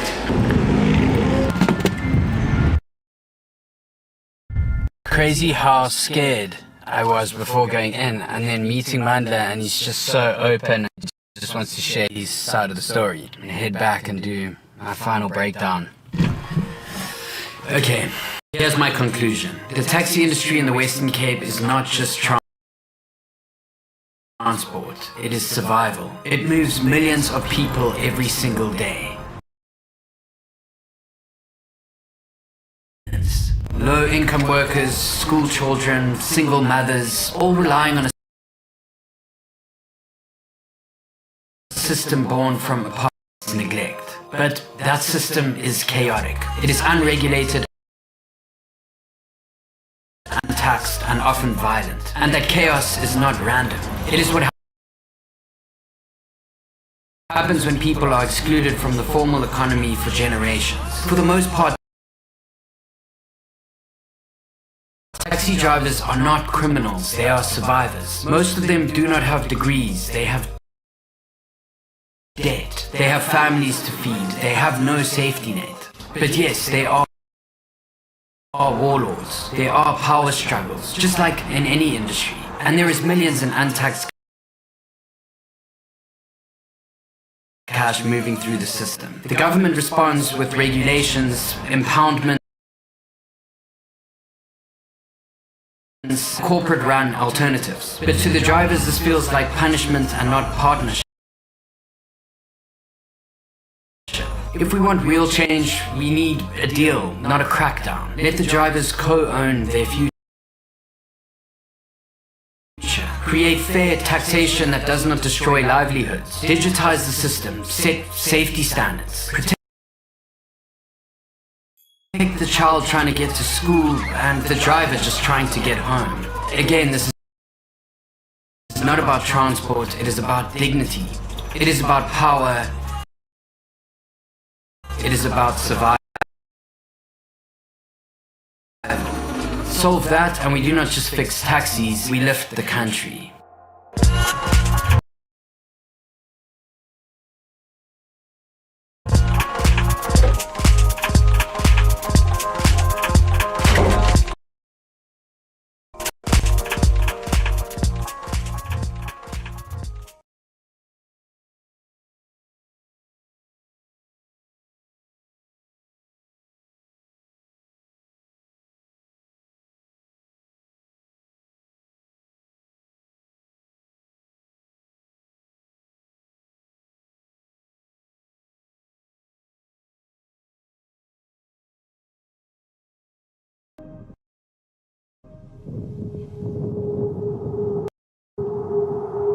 As night falls in Johannesburg, the city's underbelly awakens. Torches off! Torches off! It's when the lawless meet law enforcers. South Africa is caught in a crime wave, testing the resources and the resolve of the country's responders. Do you ever feel like you're playing a cat and mouse game with these criminals? Absolutely. Obviously arrest a few of them, they lay low for a bit and then they pop up somewhere else. Every night, armed private contractors go on the hunt. They search through townships and inside homes.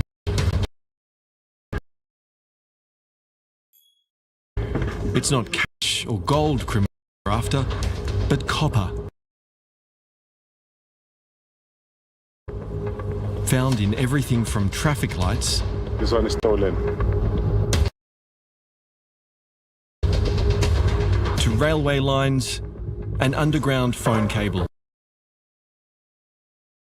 So all the cable here is gone. Stolen copper has become a multi-billion-dollar global business.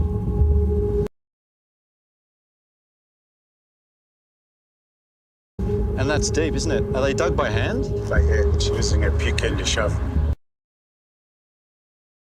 And they do it in the middle of the night.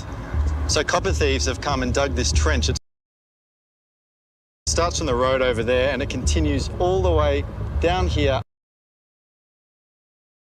under this bridge, and as far as the eye can see around the corner over there, just to access some copper cabling. Armed and highly sophisticated gangs are plunging parts of the country into darkness for days on end. What's happened here tonight? And then we opened it, we found 2 suspects. And they had been trying to steal the cable under the ground. According to our knowledge, they started the site and then the cable get finished, they moved to the other manhole. And they were working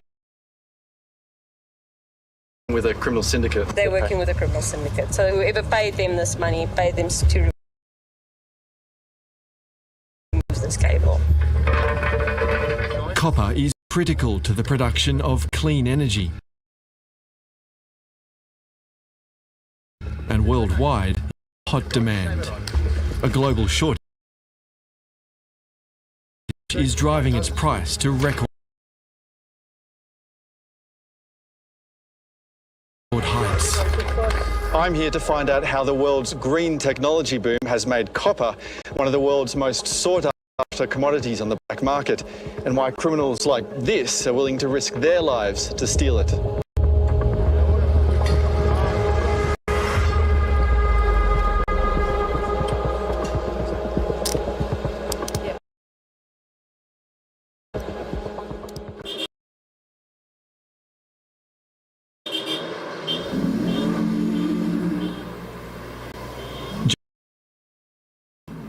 A sprawling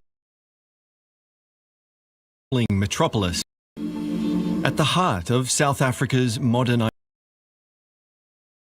identity.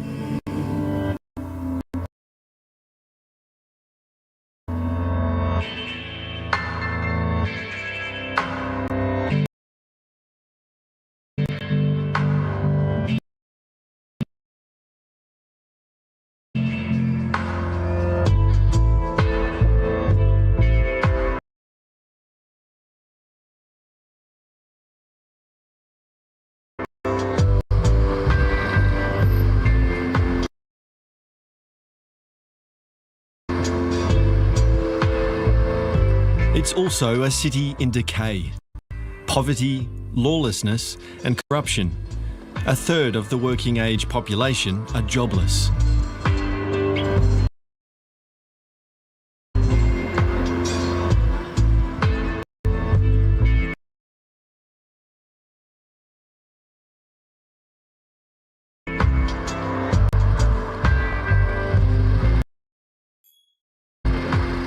On Johannesburg's fringe, I've come to the headquarters of a major security firm monitoring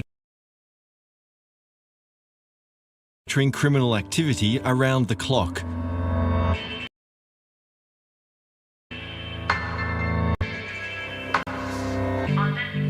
A high-tech operation. Please notice that the area is under surveillance. Steph Brand oversees the team protecting large-scale infrastructure. These are some of the teams that we currently have active on the road. On to 65 copper thieves within the Act during a 1-month period. And how big of a problem is copper theft in South Africa? Copper theft is one of the biggest problems currently in South Africa, and I think what makes it so difficult to understand is that the damage itself can't be quantified. If someone steals a little bit of copper, it impacts the transport industry, the electricity industry. Your traffic lights aren't working, your communication won't be working. So the problem itself is massive. This isn't just happening in the middle of the night, it's also happening in the middle of the day on a... These suspects target anything from overhead copper to underground copper to pillar boxes to traffic lights. This guy's working very quickly. He's just pulled this entire head off the lamp. They've become so good at what they do, and they're so good at it. The theft and the incident itself can be over within seconds to minutes. The more organised sort of criminal syndicates, how do they differ in the scale and sort of damage that they do? They're extremely well trained. You'll see them in different sorts of groups, again depending on area and risk, but groups of about 15 to 20 is not uncommon, and all of them are heavily armed. There could be influence and involvement from Chinese triads and other international groups that function here. It does present a big business opportunity. It's an absolutely massive opportunity, because if you can fill a container for export, you're going to make a couple of million just on that one container. Green energy and EV initiatives require a lot of copper. As we see the drive towards more people turning to EV and other sustainable options, you will see the demand increase vastly for copper. And unfortunately, if matters stay as they currently are, this will feed the illegal trade that you see in South Africa and many other countries like South Africa.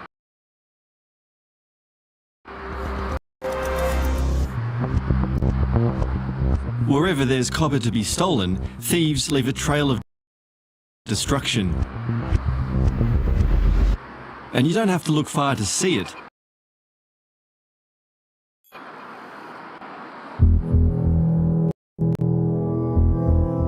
Metro stations that once served thousands of commuters now lie overgrown and abandoned.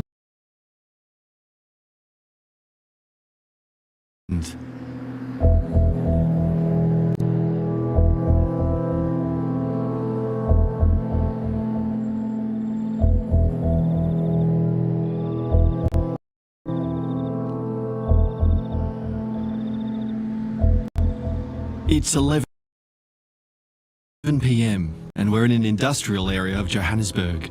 This time I'm joining a private security company that's confronting organised crime head on. If we're coming from the garage here... Because of the sensitivity of their work, we're protecting their identities. He has identified where they're currently burning copper. Our location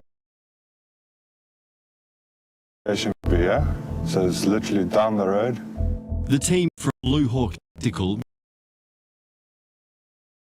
uses satellite imagery, locate offenders and mark copper theft hotspots. So we'll do a quick run and gun quickly to see what's going on there.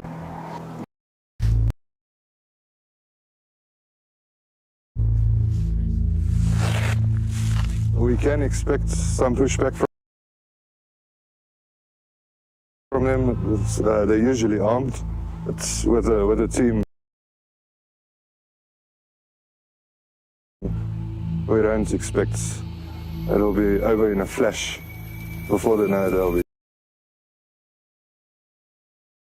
be cornered.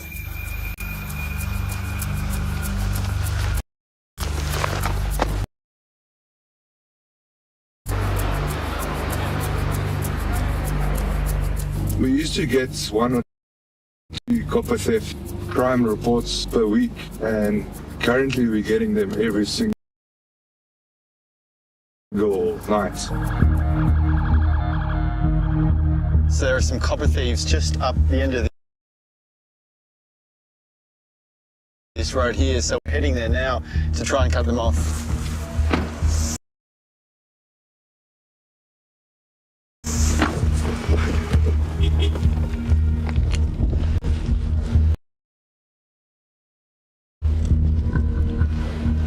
By the time we arrive, the thieves have bolted.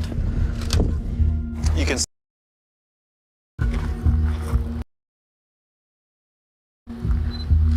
they've ripped out the copper. Sorry, Joe. These fires burning over here were used by copper thieves only in the last hour to try and remove things like PVC pipe to get the copper inside, but it looks like we've gotten here just too late, so we're going to try and follow them a bit further up the road.